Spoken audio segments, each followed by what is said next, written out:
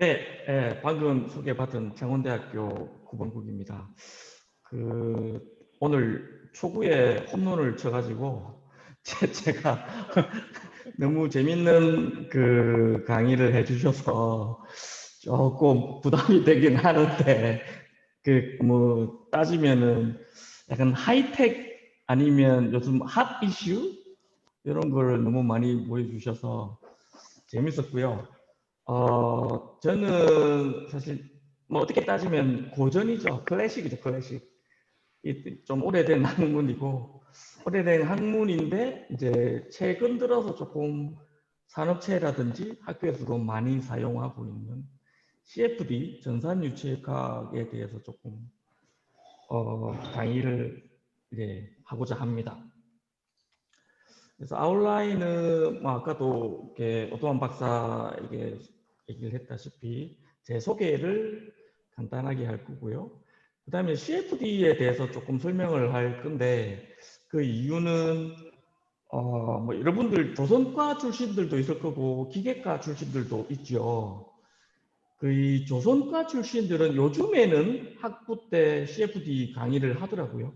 요즘에는 아마 그것도 최근 들어서 한 것 같고, 그래서 저도 사실은 학부 다닐 때 CFD라는 게 뭔지도 모르고 졸업을 했고, 대학원을 가서 이제 그때도 사실 그 CFD 강의하는 교수님이 안 계셔서 기계과에 가서 그렇게 수업을 들었던 기억이 나는데요. 그래서 뭐 기계과 출신들은 조금 들어봤을 수도 있는데 특히 조선과 출신 분들은 거의 CFD에 대해서 잘 못 들어봤을 거라고 생각을 하고 간단하게 CFD의 구성 요소라든가 뭐 그런 것들을 설명하고 넘어갈 거고요. 그 다음에 이제 CFD를 이용해서 여러 가지 시뮬레이션을 한 결과들이 있는데 그거에 대해서 설명을 할 거고 끝으로 Q&A를 할 건데 중간중간 혹시 궁금한 점이 있으시면 질문을 해주셔도 괜찮겠습니다. 뭐 그러면 조금 집에 늦게 가겠지요. 여러분들은 점심을 좀 늦게 드실 거고. 자, 제 소개를 먼저 하면 저는 부산대학교 조선해양공학과 학부를 나왔고 석사도 거기서 했습니다. 석사 그 논문 주제는 난류 쪽으로 했고요. 난류도 뭐 아시는 분은 아실 거고 나중에 조금 제가 또 설명을 드렸습니다. 그래서 마찰 저항 쪽, 선박에 생기는 마찰 저항 쪽을 CFD를 이용해서 해석하는 걸 했고요. 그리고 제가 석사를 하나 더 했습니다. UCLA라는 학교가 있는데 미국에 다 아시죠? UCLA는. 그러니까 LA에 있는 University of California in LA, 그러니까 LA에 있는 거기 학교에서 석사를 더 하나 했고요. 박사는 여러분들 잘 모르시는 주 이름인 것 같습니다. University of Iowa라고 아이오와 대학교인데 거기가 사실은 조선과는 없는데 기계과 안에 조선을 전공하시는 교수님이 계셔서 그렇게 그쪽으로 가게 됐고요. 자, 그 부분은 나중에 다시 한번 설명을 하도록 하고, 그리고 박사를 하고 삼성중공업에 여기 조선해양연구소에 한 3년 정도 근무하다가 지금 학교로 오게 됐습니다. 그래서 연구 분야는 뭐 여러 가지가 있는데 주로 했던 게 멀티페이지 플로우, 물이랑 공기랑 이렇게 이상이라 그러죠.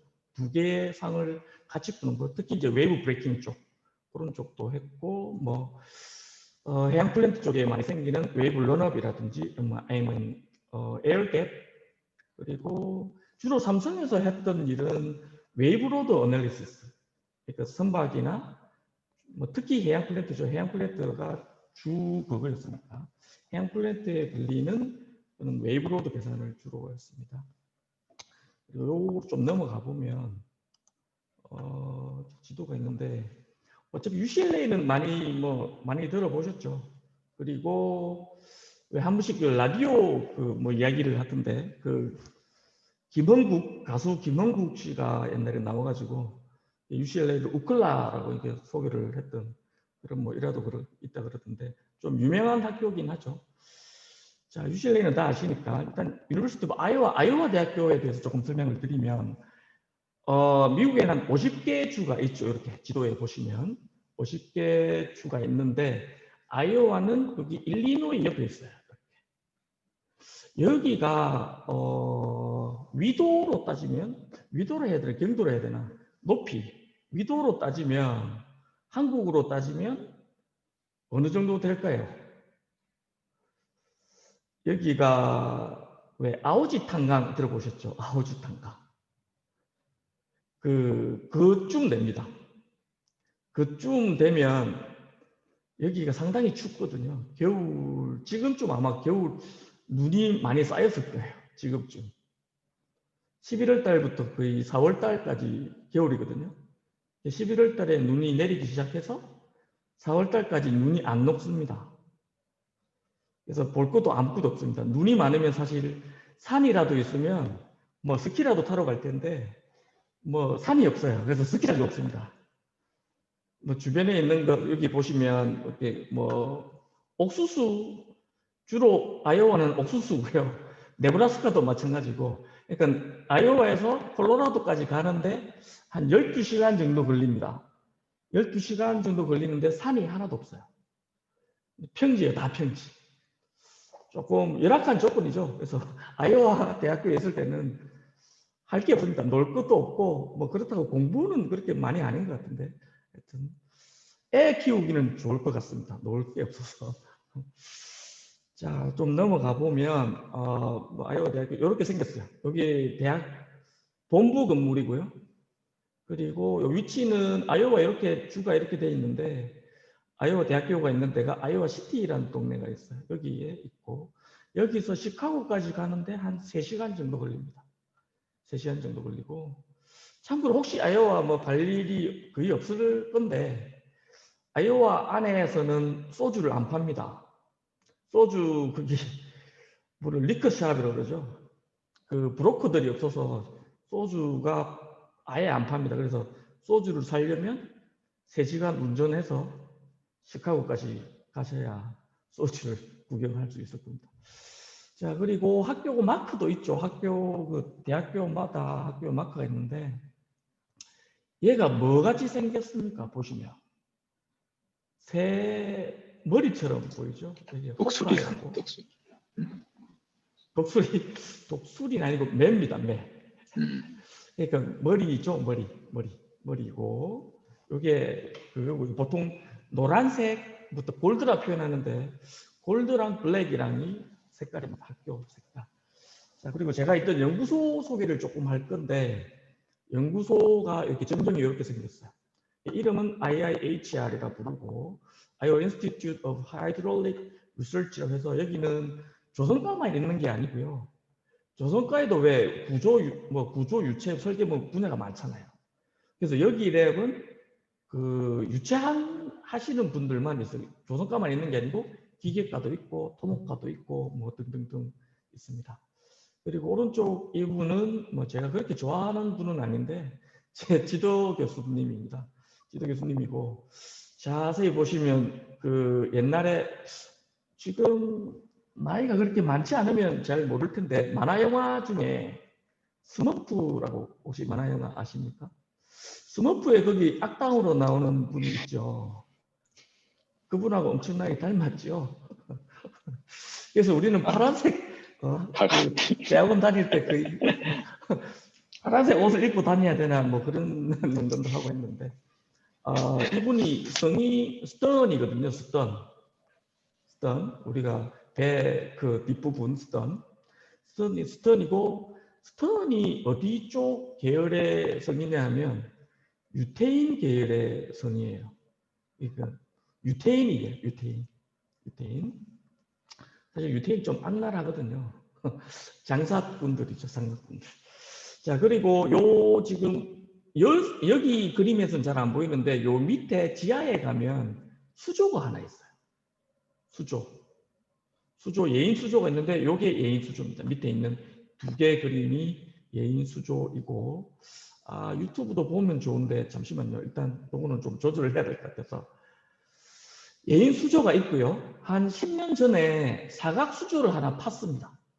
사각 수조를 이렇게 팠어요. 그리고 사각 수조에서 뭐 모뉴버링 테스트도 하고 뭐 여러 가지 테스트들도 하고, 그러니까 실험이랑 CFD, 밑에가 이제 CFD 그림인데 CFD를 같이 했어요. 사실 제일 좋은 케이스죠. 뭐 실험만 하는 분들도 있을 거고 CFD만 하는 분들이 계신데 사실 두 개가 이렇게 같이 가야 제일 좋은 거잖아요. 그래서 뭐 동영상을 좀 봅시다. 동영상을 보면 이 실험실에 대한 설명을 조금 할 거거든요. 우리 지도 교수님이. 혹시 주몰트에 대해서 되나? 테스트를 했나 보죠? 그 학교에서? 뭐? 주몰트 클래스를 테스트를 한번 해요. 그 모델이 있는 것 같은데요. 아까 까만색. 뒷장에 보니까.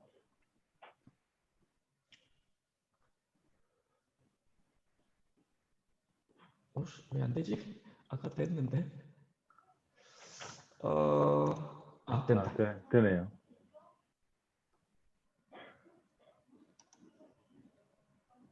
아까 하고 있었네. 잠시만요. 소리가 안 들리죠? 네. 소리가 들립니까? 안 들리네요.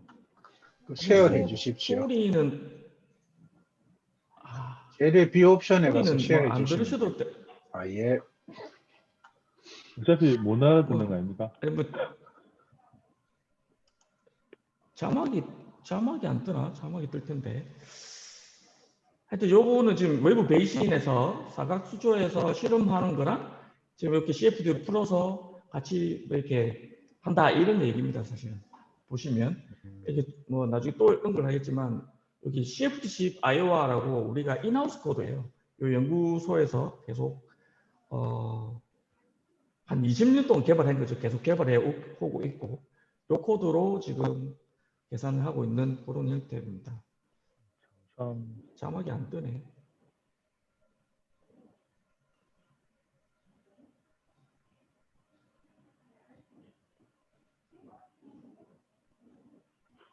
자, 이거는 뭐 넘어가도록 합시다. 자막이 안 뜨니까 일단 잠시만요.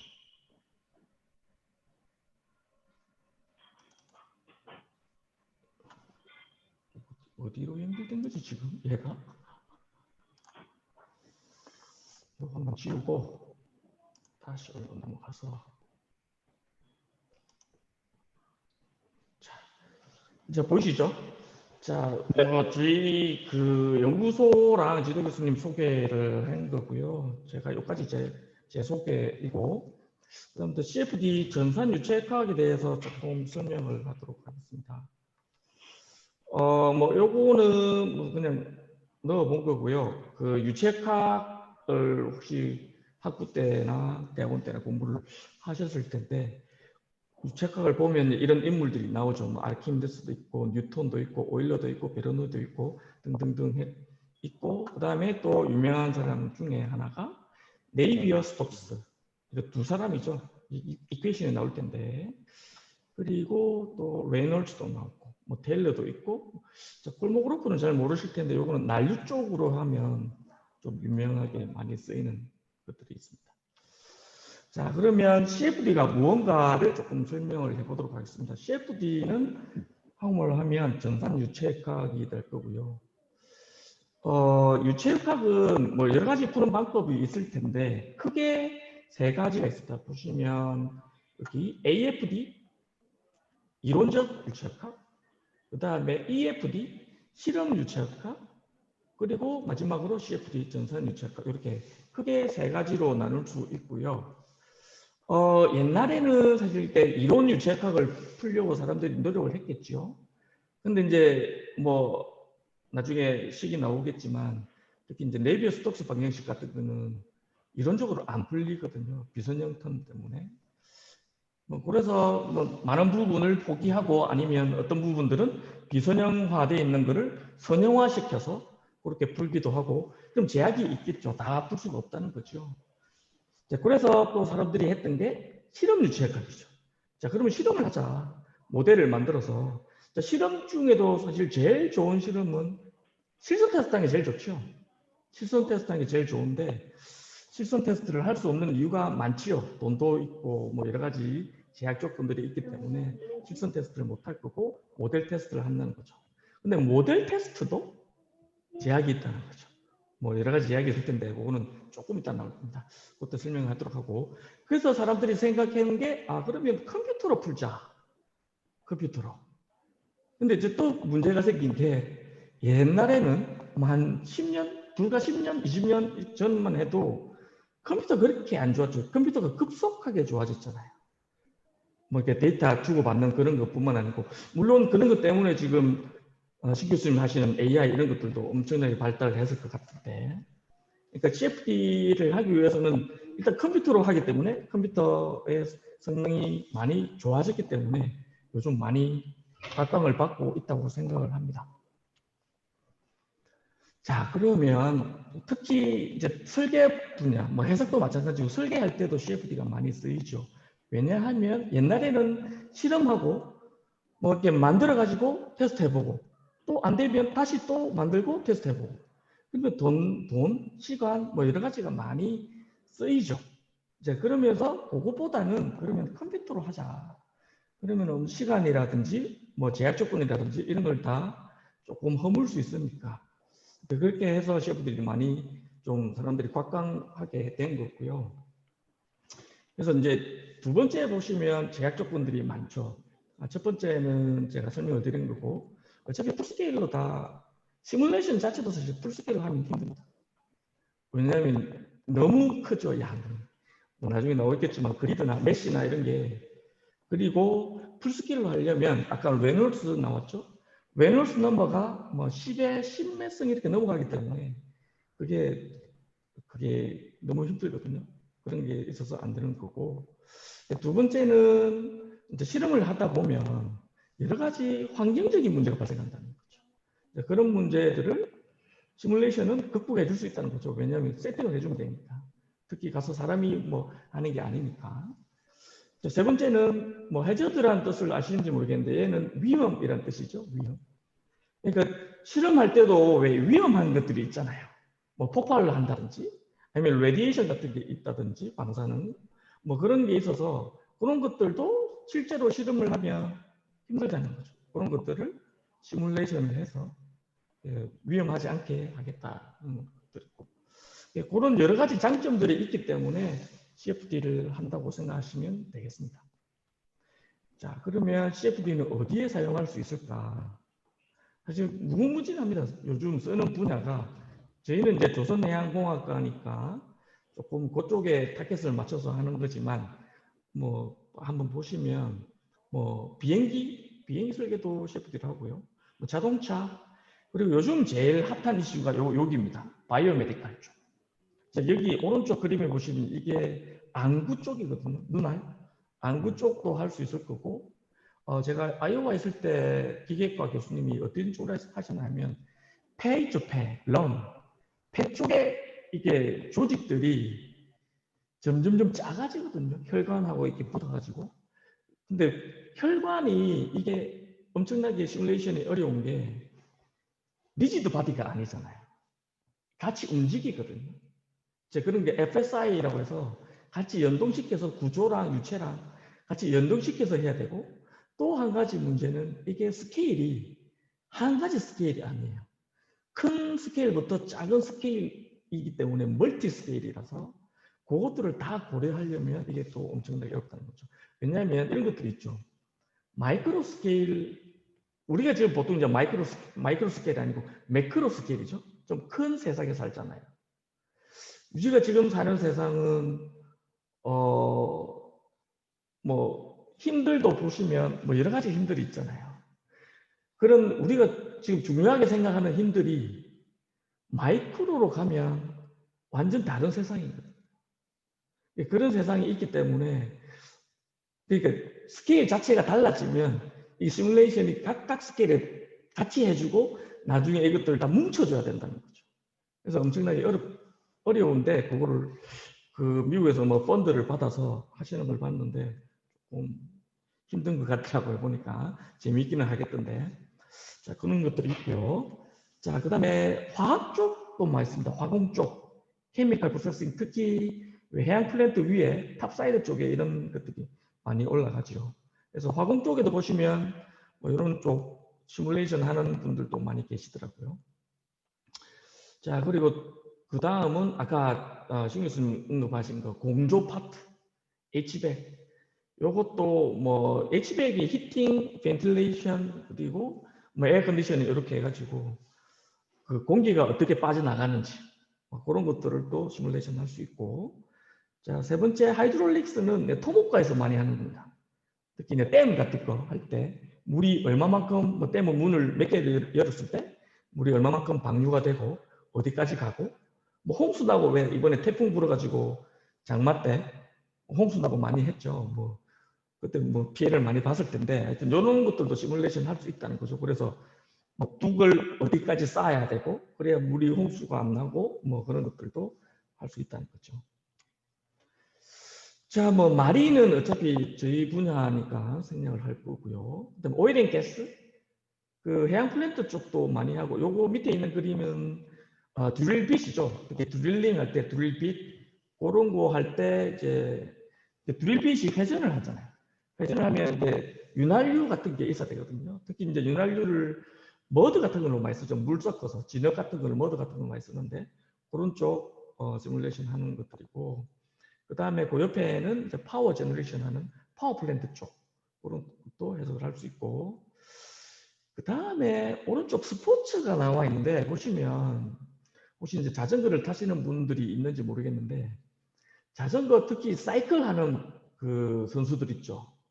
그거 보시면 그 헬멧이 우리가 보통 쓰는 헬멧이랑 다를 겁니다. 그 뒤에 뾰족하게 나오고 있는 부분 있죠. 그걸 뭐 그냥 이쁘라고 만든 부분은 아니고 지금 그려져 있는 게 사이클을 타는 사람 위로 선들이 막 나와 있죠. 이게 스트림 라인인데 유선인데 이게 유선형 많이 들어보셨잖아요. 유선형. 유선형을 영어로 하면 스트림 라인 바디 이렇게 표현하거든요. 이게 유선형으로 생겨야 저항이 작아집니다. 그래서 저항을 줄이려고 이렇게 지금 헬멧을 뒤에 이렇게 그 유동이 잘 빠져나가게끔 만들어 놓은 것이고요.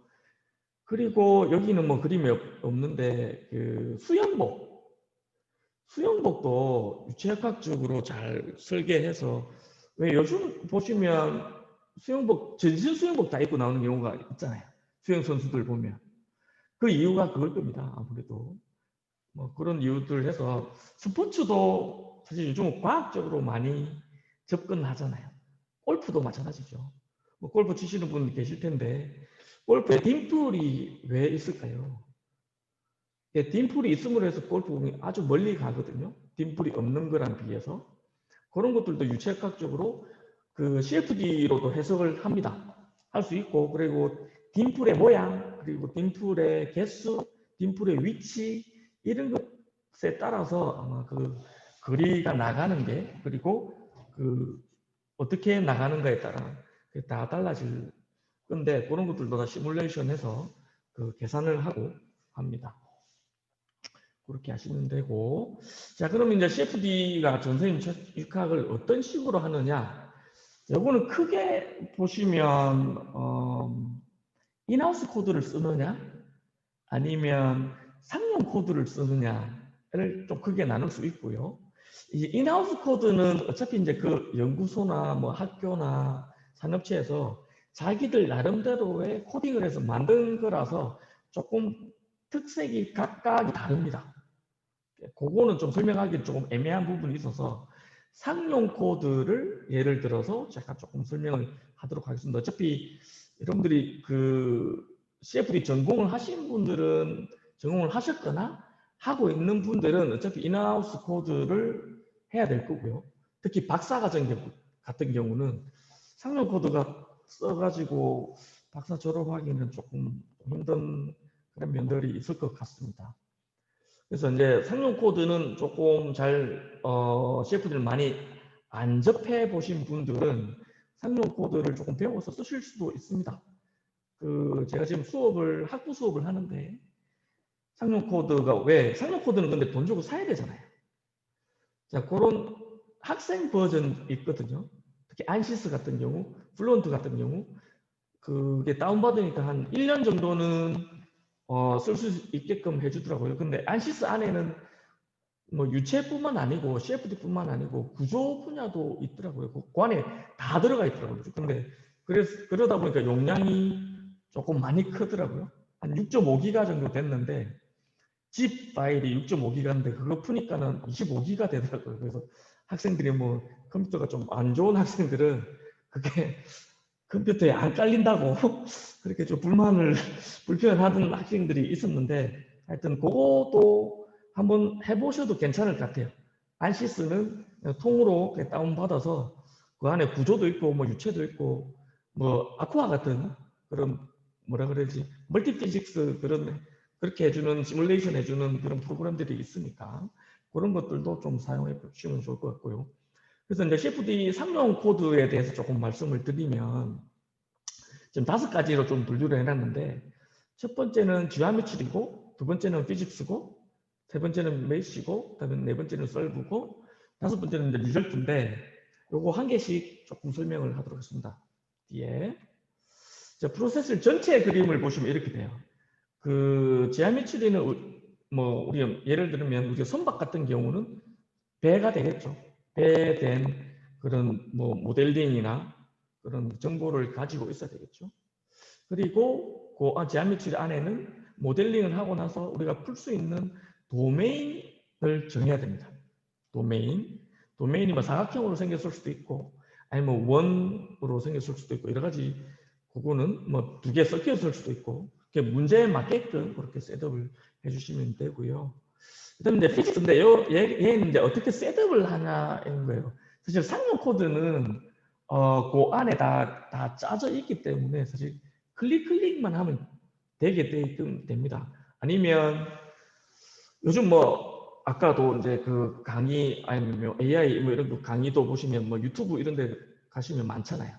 얘도 마찬가지예요. CFD도 유튜브 이런 거 튜토리얼 찾아보시면 설명이 참 잘 돼 있더라고요. 한 30분 정도 한 케이스 이렇게 해가지고 30분 정도 설명을 해주는 그런 것들이 있던데 그런 것들도 보면 따라서 하시다 보면 잘 돼 있어서 그런 것도 한번 뭐 관심이 있으신 분들은 따라서 해도 괜찮을 것 같고 그거 일단 먼저 한번 따라서 해보시고 그 다음에 좀 이런 그 내용을 보시고 얘가 어디쯤이고 왜 이렇게 되는지 뭐 그렇게 한번 해보셔도 될 것 같습니다. 그래서 피직스는 우리가 뭐 유동 해석을 할 때 이게 어떤 유동인지 뭐 그런 내용을 조금 알아야 되는 것들이 있어서 그런 건 셋업하는 겁니다. 이게 뭐 난류인지 측류인지 아니면 이게 뭐 스테디인지 언스테디인지 뭐 등등등 있는데 그런 것들을 셋업하시면 됩니다. 문제에 따라서.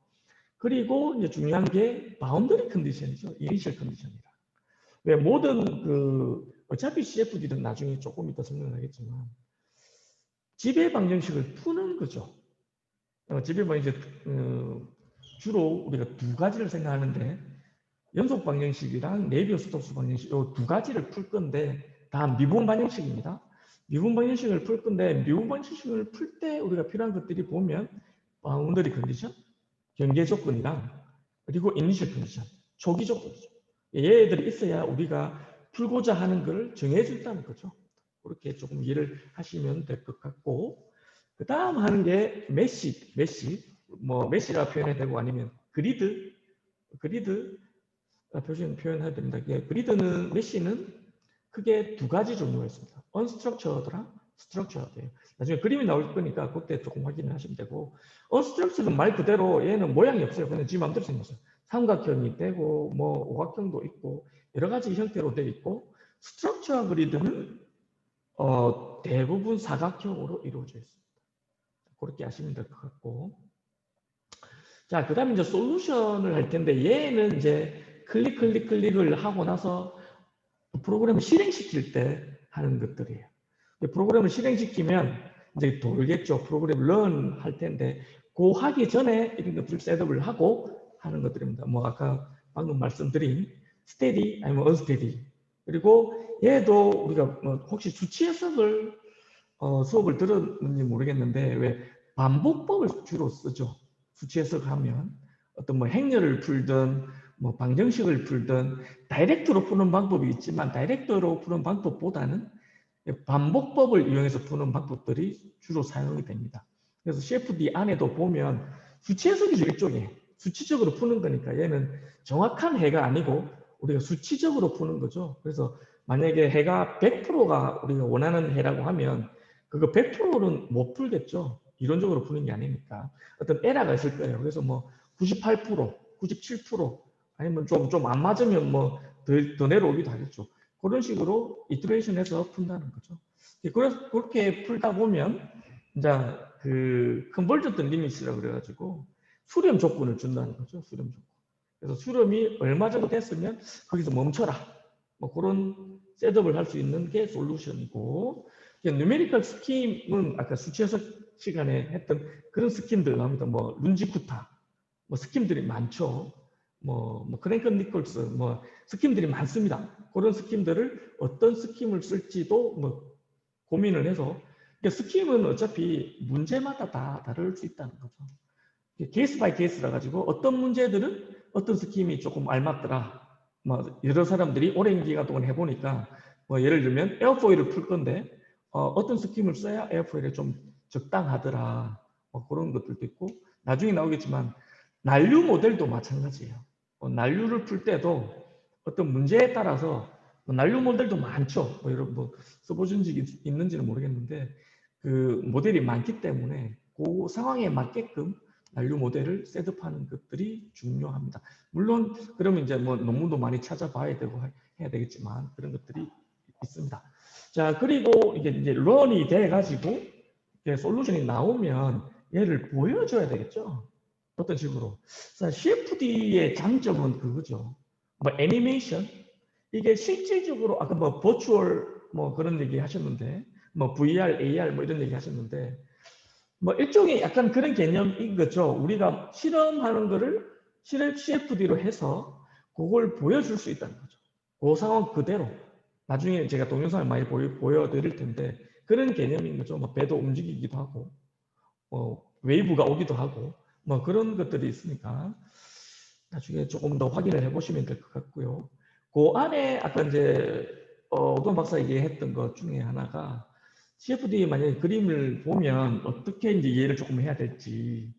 뭐 주로 그림을 그리는 게 약간 색깔이 많이 나왔죠. 아까 신 교수님 보여주신 그 압력 분포라든지 색깔로 나올 수도 있고, 아니면 벡터 형태로 해서 속도장을 벡터로 보여줄 수도 있고, 아니면 제가 아까 사이클 선수들 보여드린 그 그림 중에 보면 이렇게 선들이 나와 있죠. 그게 이제 스트림 라인인데 유선들로 보여드릴 수도 있고 여러 가지 형태가 있으니까 그것도 나중에 조금 나올 때 한번 제가 말씀을 드리겠습니다. 자, 이제 조금 한 개씩 조금 질문 하나 질문 드려도 될까요? 네. 안시스 플루언트 보여주셨는데 혹시 그 안시스 플루언트를 쓰시는 특별한 이유가 있나요? 왜냐하면 대부분의 그 유체 해석을 쓰는 이제 조선소들은 스타 CCM을 많이 쓰고 있는 걸로 제가 저도 경험을 했고 알고 있는데 그 이유가 있으신? 그게 첫 번째 질문이고요. 두 번째 질문은 그 상용 프로그램 간에 분명히 그 결과에 대한 정확도 차이가 있을 텐데, 요거와 그 혹시 뭐 안시스 플루언트를 사용함과 아니면 스타 CCM을 사용해서 동일한 모델의 동일한 조건으로 풀었을 때 결과 차이가 뭐 어느 정도 나는지 이런 그 갖고 가신 데이터 같은 게 있는지요? 제가 솔직하게 좀 말씀을 드리겠습니다. 저는 그 상용 코드를 거의 사용을 안 해봤어요. 삼성에 있을 때 한 3년 정도 해본 게 다고요. 그 주변에 계산해 놓은 걸 많이 봤죠. 그 안시스의 플루언트랑 그 스타 CCM이랑 요즘 옛날에 사실 스타 CCM 나오기 전에는 안시스를 많이 썼습니다. 조선소에서. 조선소에서 많이 썼고요. 근데 이제 스타 CCM이 나오면서 조준소가 많이 사용한 이유는 그게 투페이지 플로우, 특히 이제 웨이브 같은 게 올 때 스타 CCM 좀 잘 맞는 경향이 있더라고 하더라고요. 그래서 주로 조준소에서는 이게 뭐 저항값 뭐 그런 그것도 이제 문제지만 특히 이제 웨이브가 올 때, 해양 플랜트나 이런 거 올 때 주로 그 스타 CCM을 많이 쓰고, 또 한 가지 안시스랑 스타 CCM의 큰 차이점이라고 하죠. 큰 차이점이 뭐냐면 그 아까 메시 그리드 짜기가 스타 CCM이 엄청나게 쉽게 돼 있어요. 그 스타 CCM 안에서 스타 CCM 자체가 그 프로그램 안에서 다 짜줍니다. 그걸 어떻게든 잘 짜줘요.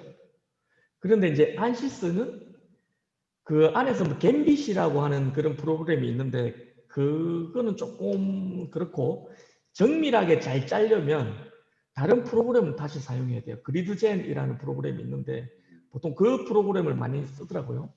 그 프로그램 특히 이제 선박 같은 경우 왜 프로펠러나 선미나 성수는 상당히 복잡하잖아요.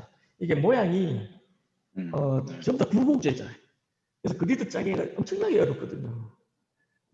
그 부분들을 스타 CCM은 좀 해결을 잘 해주고, 그런데 반면에 안시스는 그 부분을 유저가 열심히 짜죠. 그리드를 만들죠. 그래서 이제 계산 결과의 퀄리티는 그 그리드거든요. 그 그리드를 누가 잘 짜느냐에 따라서 이게 완전 바뀐다 하더라고요. 그래서 그리드 짜는 것도 사실 노하우가 좀 있어야 되거든요. 그걸 저도 이렇게 실험실에 있으면서 그리드 짜는 거를 많이 봤는데 며칠 밤새더라고요. 그리드 그거 하나 짰는데도. 엄청나게 힘들게 짜고, 그러고 나서 또 며칠 돌려보고 답이 안 맞으면 다시 짜고, 그런 문제가 있어서. 근데 그걸 스타 CCM이 좀 해결을 해준 거죠, 사실은.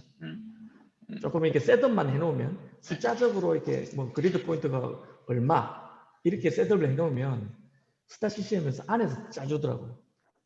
생각보다 잘 짜줘요, 스타 CCM이. 그래서 조선소들이 대부분 스타 CCM을 많이 쓰죠. 그런 부분들은. 예, 그런 부분들이 있습니다. 근데 스타 CCM의 단점은 더 비싸지 않나 모르겠네. 스타 CCM이 아마 더 비쌀 거예요. 가격 면에서. 어차피 근데 뭐 회사에서 투자하는 거니까 뭐 자기 돈 주고 쓰라 그러면 안 쓸 것 같은데, 회사에서 뭐 하는 거니까 아마 그렇게 하는 것 같습니다. 네, 뭐 혹시 또 다른 질문이 있으시면. 제가 배용석 간사님 질문해 주신 것 중에 그게 구조 쪽에도 연관이 있는 건데 아마 비슷한 내용일 수도 있을 것 같아서 질문 겸 답을 드리자면, 권배준 검사님도 계시니까 답을 해주실 수 있을 것 같아서, 구조 같은 경우는 기존에 안시스를 쓰다가 안시스가 MSC 나스트란 파트란으로 넘어가거든요. 넘어간 게 말씀하신 것처럼 메시가 쉽고 어떤 작업의 효율이 수월하다는 관점이 있었지만, 그 근본적인 조선소가 바꿨던 툴을 바꿨던 이유는 성급에서 안시스를 쓰지 않고 나스트란을 쓰기 시작하면서 조선소는 어쩔 수 없이 MSC 쪽으로 넘어갈 수밖에 없었거든요.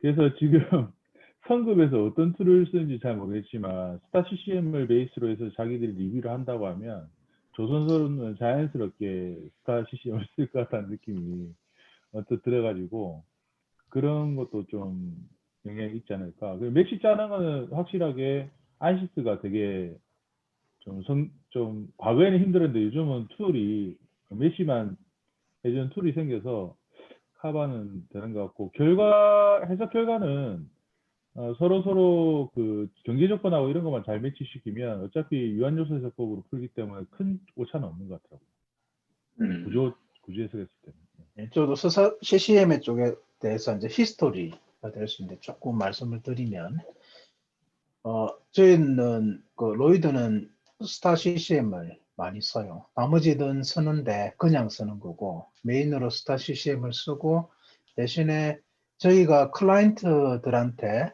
무료로 배포해야 되는 경우는 오픈폼을 사용합니다. 오픈폼을. 왜냐하면 오픈 소스이기 때문에 그 안에 심어서 그냥 배포를 저희가 뭐죠? 그 권한을 가지고 할 수 있기 때문에 그렇게 사용을 하는데 스타 CCM 같은 게 초기에 그 메인 디벨로퍼들하고 저하고 저희 TID 팀인데 거기 다 있었어요. 오리지널 멤버들이.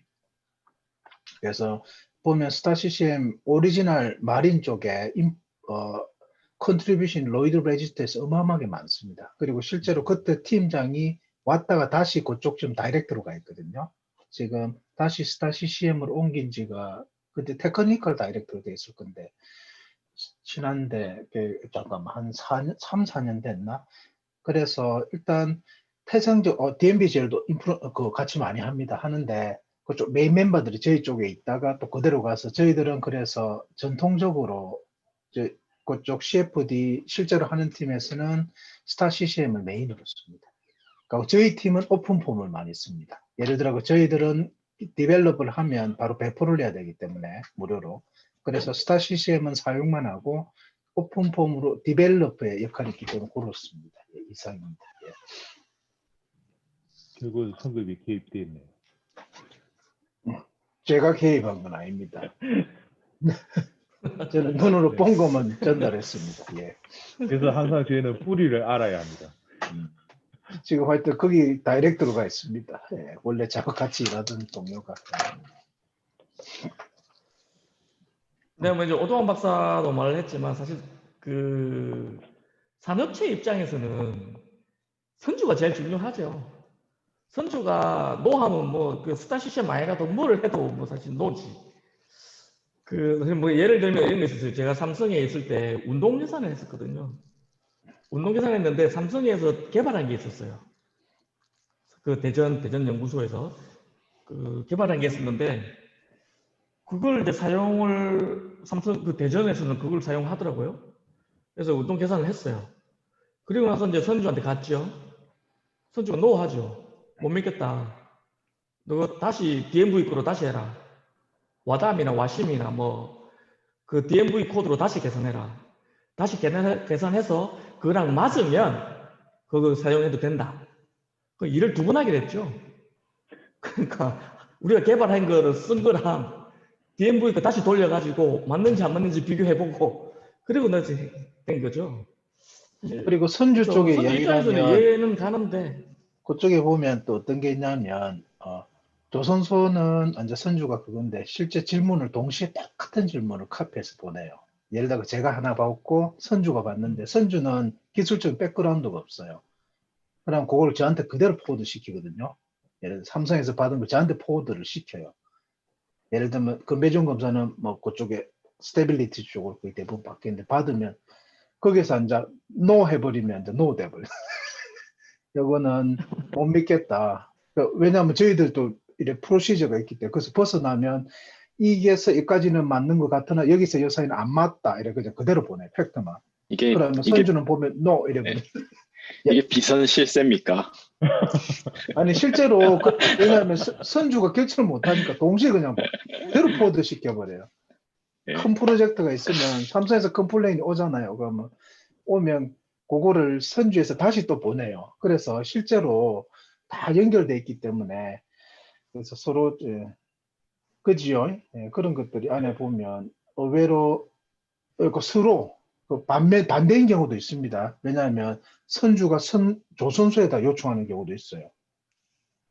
반대로 그 얍삽하게 많이 하는데 특히 또 어디 선주들이 잘 아시잖아요. 유럽의 저 밑에 쪽에 있는 데는 토탈 오른쪽에도 있고 저 밑에도 있어. 저 밑에 내려가면 영국 오른쪽도 있고 저 밑에 쪽 더 내려가면 지중해 근처 그도 그런데 보면 그리스 핑크를 조선소에 보내놔. 예를 들면 그래 뒤통수 때리는 경우 이게 뭐야 이러면서 그런 식으로 돌아갑니다. 예. 뭐 제가 뭐 삼성에 있을 때도 그 토탈이랑 사실 그 프레스를 많이 했거든요. 그때 같이 토탈 게 많았잖아요. 그래가지고 그 토탈 참 미치겠더라고. 선주 뭐 말도 안 BP도 그래 통하고. 하는데 뭐 쉐일이나 BP도 그래 하는데 그 정도는 아닌데. 도탈은 진짜 매우 학생들은 체가 별로 있는데. 잘 결정하시길 바라고 조선소보다는 선급이나 선주로 가시기를 바랍니다. 일단 세미나를 좀 이어가고 나중에 마치고 나서 근데 음, 죄송한데요. 이 케이스 관련해 가지고 음. 그 들리십니까?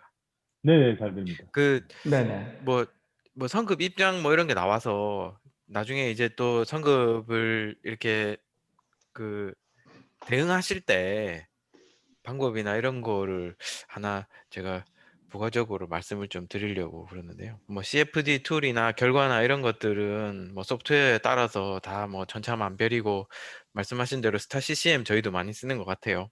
뭐 플루언트도 쓰고 하는데 항상 저희가 그 질문을 받을 때 챌린지가 뭐냐면 이 데이터를 어떻게 검증하고 밸리데이션을 어떻게 하는지 그게 항상 챌린지거든요. 그래서 뭐 삼성의 인하우스 소프트웨어를 써가지고 나온 결과가 있다 하더라도 그게 어떠한 수단으로 밸리데이션만 되면은 저희는 이제 그거를 인정할 수 있는 백그라운드가 생기는 거예요. 그래서 뭐 아까 말씀하셨던 뭐 마담 와심 결과를 가지고 보여달라 이런 거는 굉장히 무식한 그 진짜 티피컬한 오너의 그 방식인데요. 뭐 그때는 그런 상황이었겠죠. 이제 뭐 이 데이터를 어떻게 검증을 하냐. 사실 와담 와심으로 해서도 결과가 안 맞는 경우도 많거든요. 그래서 이제 이 두 개의 소프트웨어에서 같은 결과가 나오면은 어느 정도 인정을 할 수 있는 그런 뭐 여지가 생긴다.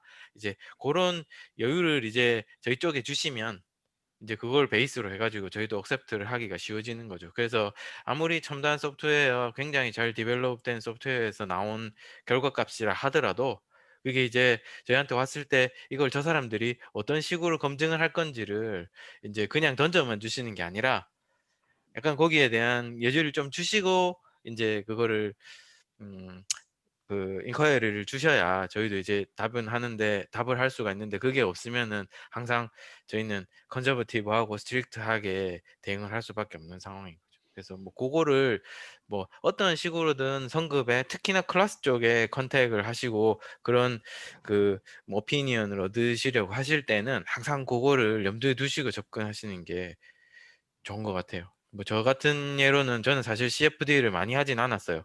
오프쇼어를 하면서 윈드로드가 스테빌리티의 계산 팩터로 들어가거든요. 그래서 그거 때문에 이제 그 윈드 모멘트 계산하는 거로 이제 CFD를 조금 발을 담궈서 했는데 이제 트렌드가 그 윈드 터널 테스트를 실행하는 대신에 이제 CFD로 해가지고 이거를 좀 뭐 비용 절감이나 이런 걸 좀 노려볼 수 있지 않겠나 해서 이제 디자인 컨설턴시들의 컨택을 많이 받았었는데 그때도 뭐 저희 쪽에 리스폰스는 이거를 어떻게 밸리데이션 할지를 결정해가지고 다시 오세요가 최종 답변이었거든요.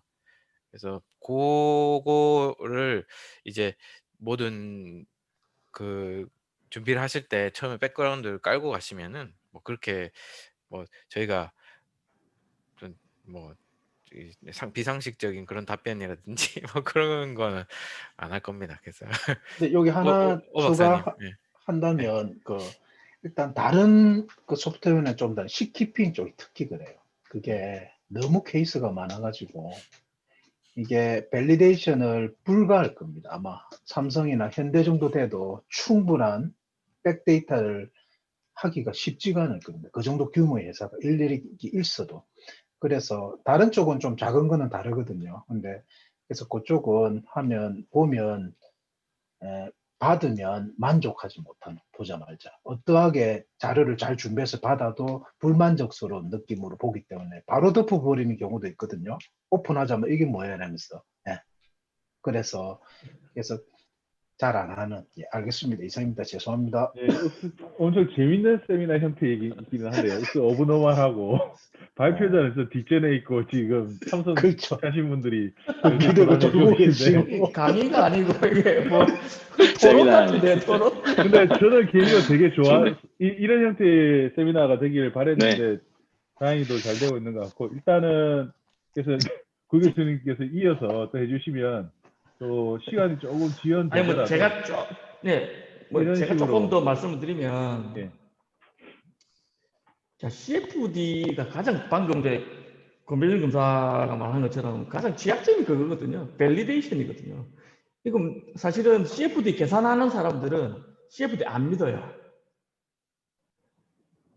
웃긴 거는 뭐 실험하는 사람들은 그럼 실험 데이터 믿냐? 저거들은 안 믿더라고 또. 그런데 우리 CFD 하는 사람들 실험 데이터 믿어요. 잘했는지 모르는지 모르겠고 믿어. 왜냐하면 그 데이터가 없으면 우리가 밸리데이션 안 되거든. 그래서 이렇게 거꾸로 따져보면 뭐가 맞는지는 하나도 모르겠어요. 뭐 서로 안 맞다고 우기는 것 같아요. 따지고 보면. 그래서 사실 밸리데이션 하는 게 그렇게 쉽지는 않습니다. 케이스마다 또 다를 거고. 그런 것들을 저도 이제 조수소에서 봤지만 그런 거죠. 뭐 선거보다는 일단 선주랑 어떻게 합의가 돼야 돼요. 선주랑. 야, 이런 프로그램 쓸게. 아니면 선주가 써. 그러면 막 그런 프로그램 쓰는 게 낫습니다. 괜히 딴 거 썼다가 또 다시 또 일 2번 하고 3번 하고 뭐 이런 경우를 내가 좀 봐가지고 그렇잖아요. 그 뭐 굳이 그냥 한 번 하면 되는 거를 딴 거도 했다가 뭐 그런데 회사 입장에는 그렇죠. 그 위에 있는 사람들은 왜 개발해놓고 왜 안 써? 이렇게 되는 거죠. 뭐 물론 그 사람 입장도 이해는 되지만 근데 일을 몇 번 해야 되니까 힘든다는 거죠. 자, 뭐 그 얘기는 어차피 또 뒤에도 또 있으니까 또 뒤에 좀 하시도록 하고요. 어차피 아시는 분들은 대충 어차피 CFD가 어떻게 흘러가는 걸 아시기 때문에 그냥 보시면 되는데 이제 오늘의 타겟은 좀 모르시는 분들, 구조 쪽 하시는 분들 아니면 뭐 학생인데 뭐 1년차라든가 좀 이렇게 CFD하고 좀 관련 없는 일을 하시는 분들에 대해서 조금 CFD가 뭐라는 거를 조금 제가 알려드리려고 지금 하는 거라서 일단 그래서 모델링 쪽으로 가면 모델링은 뭐 6가지가 있습니다. 뭐 보시면 한 가지씩 보실 텐데 지오메트리랑 도메인인데 뭐 지오메트리도 간단한 게 있고 좀 복잡한 게 있습니다. 간단한 거라고 하면 뭐 나왔지만 파이프 아니면 뭐 그 실린더 뭐 사실 실린더 같은 경우는 지오메트리는 상당히 간단하죠. 근데 그게 해석을 하려면 엄청나게 힘들고 아직도 다 안 풀린 문제가 실린더거든요. 특히 3차원 실린더 같은 경우. 그 논문만 찾아봐도 엄청나게 많을 겁니다. 뭐 하여튼 그런 것도 있고 그 복잡한 거는 뭐 예를 들면 뭐 선박 같은 경우 비행기, 자동차 이런 거 복잡하죠.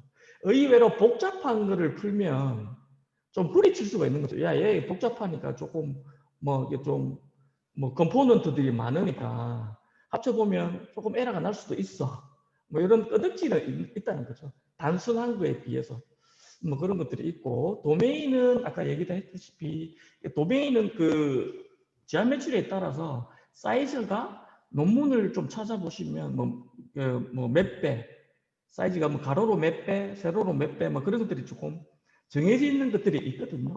그다음에 모양도 어떤 것들은 사각형으로 할 수도 있고 원으로 할 수도 있고 아니면 두 개를 섞어서 할 수도 있고 뭐 여러 가지가 있습니다. 그것도 뭐 상황에 따라서 보시면 될 것 같고요. 자, 뭐 요거는 뭐 한번 보고 넘어가겠습니다. 어차피 그 코디네이트인데 여러 가지 문제에 따라서 직각 좌표계 쓸 수도 있고 아니면 뭐 실린더리컬 코디네이트 쓸 수도 있고 아니면 스피리컬 쓸 수도 있고 아니면 폴라 코디네이트 같이 뭐 그런 것도 쓸 수도 있다는 거죠. 참고로 하시면 되고 자, 아까 지배 방정식 얘기가 했죠, 제가. 그러니까 크게 뭐 유체 쪽, 유동 쪽만 하실 거면 여기 지금 위에 있는 그 네이비어 스토스 방정식이랑 요 밑에 있는 연속 방정식 정도만 하시면 됩니다. 그런데 혹시 뭐 열을 하고 싶다, 뭐 열 전달이라든가 아니면 온도를 좀 구하고 싶다, 아니면 H백 같은 경우 그것도 온도랑 관계가 되잖아요. 그런 걸 할 거면 사실 열에 관한 방정식도 같이 풀어야 된다는 거죠.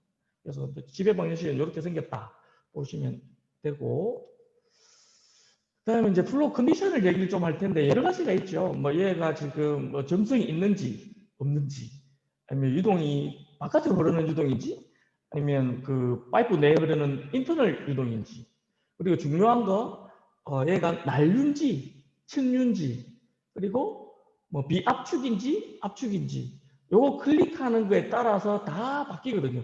물론 이제 코딩을 할 거면 얘를 다 알고 안에서 코딩을 다 해줘야 되는데 어차피 뭐 상용 코드 쓸 거면 클릭만 해주면 된다는 거죠. 우리가 문제가 뭔지만 파악을 해서. 그리고 얘가 싱글 페이지인지 멀티 페이지인지, 그래서 밀도라든지 이런 걸 다 세팅을 해주게 된다는 거죠. 물인지 공기인지 뭐 그런 것들. 아니면 물도 바닷물일 수도 있고 아니면 그냥 담수일 수도 있잖아요. 그거에 따라서 밀도가 바뀌기 때문에 그런 것에 따라서 좀 해주는 거고. 그다음에 아까 서피스 텐션 나왔는데 우리가 보통 이제 매크로 지금 이런 세상은 서피스 텐션이 그렇게 중요하지 않죠. 힘이 너무 작죠. 서피스 텐션이라고 하면 예를 들면 뭐 어떤 게 있을까요? 서피스 텐션은 예. 요즘 잘 안 보이는 것 같은데 소금쟁이 같은 거 있죠. 곤충. 소금쟁이가 물을 막 걸어 다니잖아요. 그걸 걸어 다닐 때 쓰는 그게 서피스 텐션이죠. 또 한 가지 예를 들면 맥주는 좀 덜 할 텐데 소주 혹시 이렇게 컵에 가득 따라 본 적 있습니까? 소주를 가득 따르면 어떻게 될까요? 찰랑찰랑 넘칠 똥말똥 어떻게 될까요? 위에 봉긋하게 생기죠. 그렇게 술잔 위에 봉긋하게 생긴다고 조금 위에. 그게 왜 생길까요? 요거 때문에 서피스 텐션 때문에 이렇게 잡아 당겨서 평평하지 않고 그러니까 봉긋하게. 혹시 소주가 있으시면 따라 보세요. 끝까지. 그러면 이렇게 봉긋하게 생깁니다. 그게 이제 서피스 텐션 때문이고, 이게 주로 우리가 지금 사는 세상은 서피스 텐션이 그렇게 중요하지 않습니다. 근데 아까 매크로인데 마이크로로 가면, 마이크로나 나노나 멤스 이쪽으로 가면 서피스 텐션이 이게 도미넌트가 될 수가 있어요. 뭐 그런 게 있습니다. 그래서 조금 완전 다른 세상이더라고요. 유체학을 다른 식으로 풀어야 돼요. 전혀 다른 해석 결과가 나오더라고요. 자, 그런 것들이 있고, 그런 것들도 좀 파악을 해서 넣어줘야 된다는 거죠. 자, 그리고 뭐 이니셜 컨디션 뭐 이런 거 좀 넘어갈 거고, 어차피 다 아신다고 생각하고, 초기 조건이죠. 초기 조건. 초기 조건. 처음에 시작할 때 값을, 근데 초기 조건을 어차피 잘 줘야 돼요. 너무 엉뚱한 값을 주면 어차피 이터레이션 할 건데, 왜 수치 해석 수업을 들었는지 모르겠는데 수치 해석할 때도 어떤 초기 값을 잡아놓고 거기서부터 이터레이션 하죠. 이터레이션 하는데 그게 너무 엉뚱한 초기 값을 주면 발산합니다. 이게 수렴해야 되는데 이게 발산할 수 있습니다. 자, 그런 값들도 있고, 자, 그 다음 나오는 게 바운더리 컨디션이죠. 바운더리 컨디션도 여러 가지가 있는데 보시면 뭐 노슬립, 슬립 뭐 그런 것들도 있고, 노슬립은 벽면에 주는 바운더리 컨디션이에요. 그래서 벽면에 속도가 없다. 어떤 물체에 줘야 된다는 거죠. 그래서 우리가 사는 세상은 점성이 있잖아요. 점성이 있어서 볼텍스도 생기고 마찰력도 생기고 뭐 그런 것 때문에 CFD를 하는 겁니다. 따지고 보면 CFD가 만약에 안 할 경우는 혹시 그 선형이라든지 지금 말고 옛날에 선형 설계라든지 아니면 프로펠러 설계 그런 것들은 CFD가 없었어도 잘 했습니다. 옛날에 뭐 갖고 했냐면 포텐셜 플로우 가지고 다 했습니다. 이상유체. 그러니까 이상유체는 점성이 없죠. 점성이 없는 유동인데도 뭐 지금 계산해 보면 몇 프로 차이 안 나고 잘 맞았어요. 그래도 뭐 선형도 저항도 많이 줄였었고, 근데 마찰력 때문에 생기는 저항은 그렇게 크지 않거든요. 선형 설계하는데 마찰 저항 몇 프로 줄일 수 있을까요? CFD 이용해서 몇 프로 안 되거든요. 옛날에 비하면. 뭐 벌버스도 하나 가지고 엄청나게 줄였잖아요. 물론 그건 마찰 저항이지만, 아니 조파 저항이지만.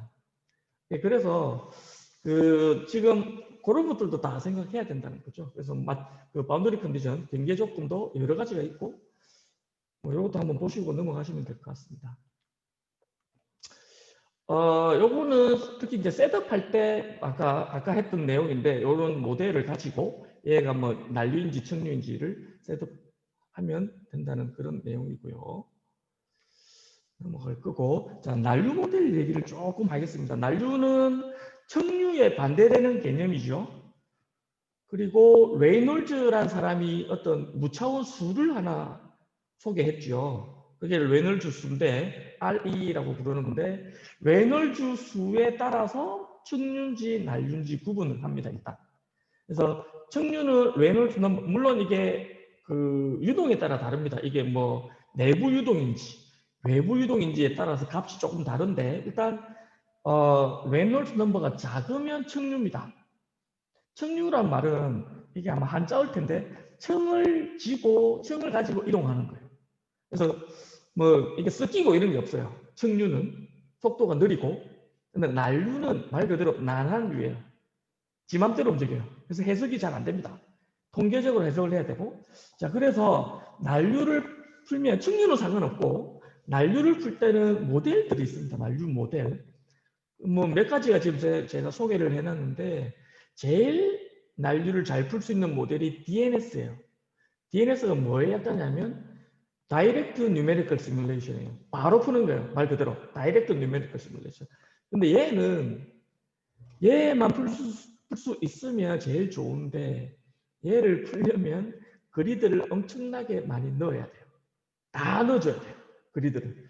그래서 잘 안 풉니다.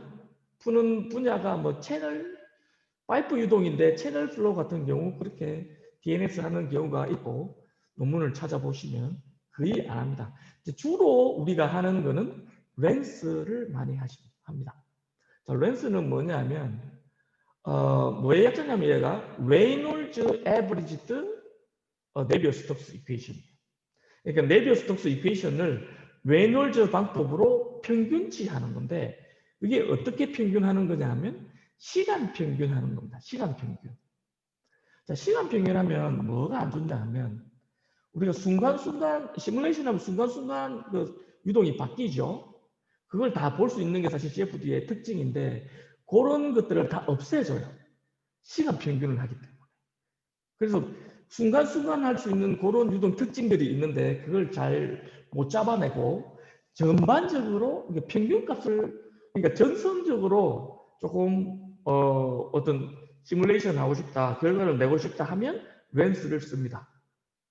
자, 그런데 순간순간 값이라든지 우리가 좀 디테일한 값을 하고 싶다, 그러면 LES나 DES를 써야 되는 거죠.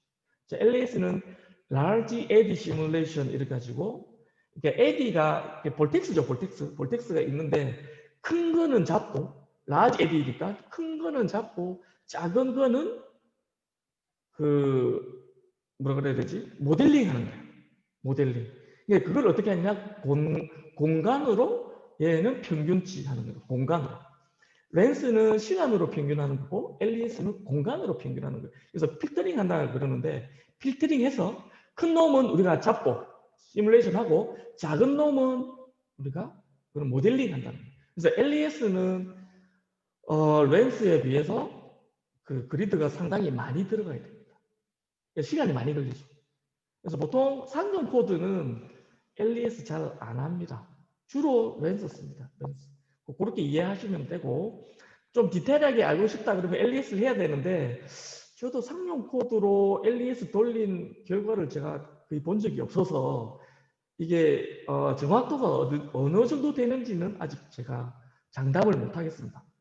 예, 그렇게 좀 하시면 되고, 자, DES는 LES랑 랜스 섞어 놓은 거예요. 그래서 DES는 Detached Eddy Simulation 해가지고, 그러니까 조금 뭐라 그래야 되지? 그 에디가 뒤로 떨어져 나가는 세퍼레이션 플로우 같은 게 좀 주로 많이 이용하는 게 DES입니다. 그래서 우리가 주로 사용하는 걸 랜스라고 이해하시면 되고, 조금 좀 디테일하고 좀 자세하게 해야 되겠다 그러면 LES나 DES 쓰신다고 생각하시면 됩니다.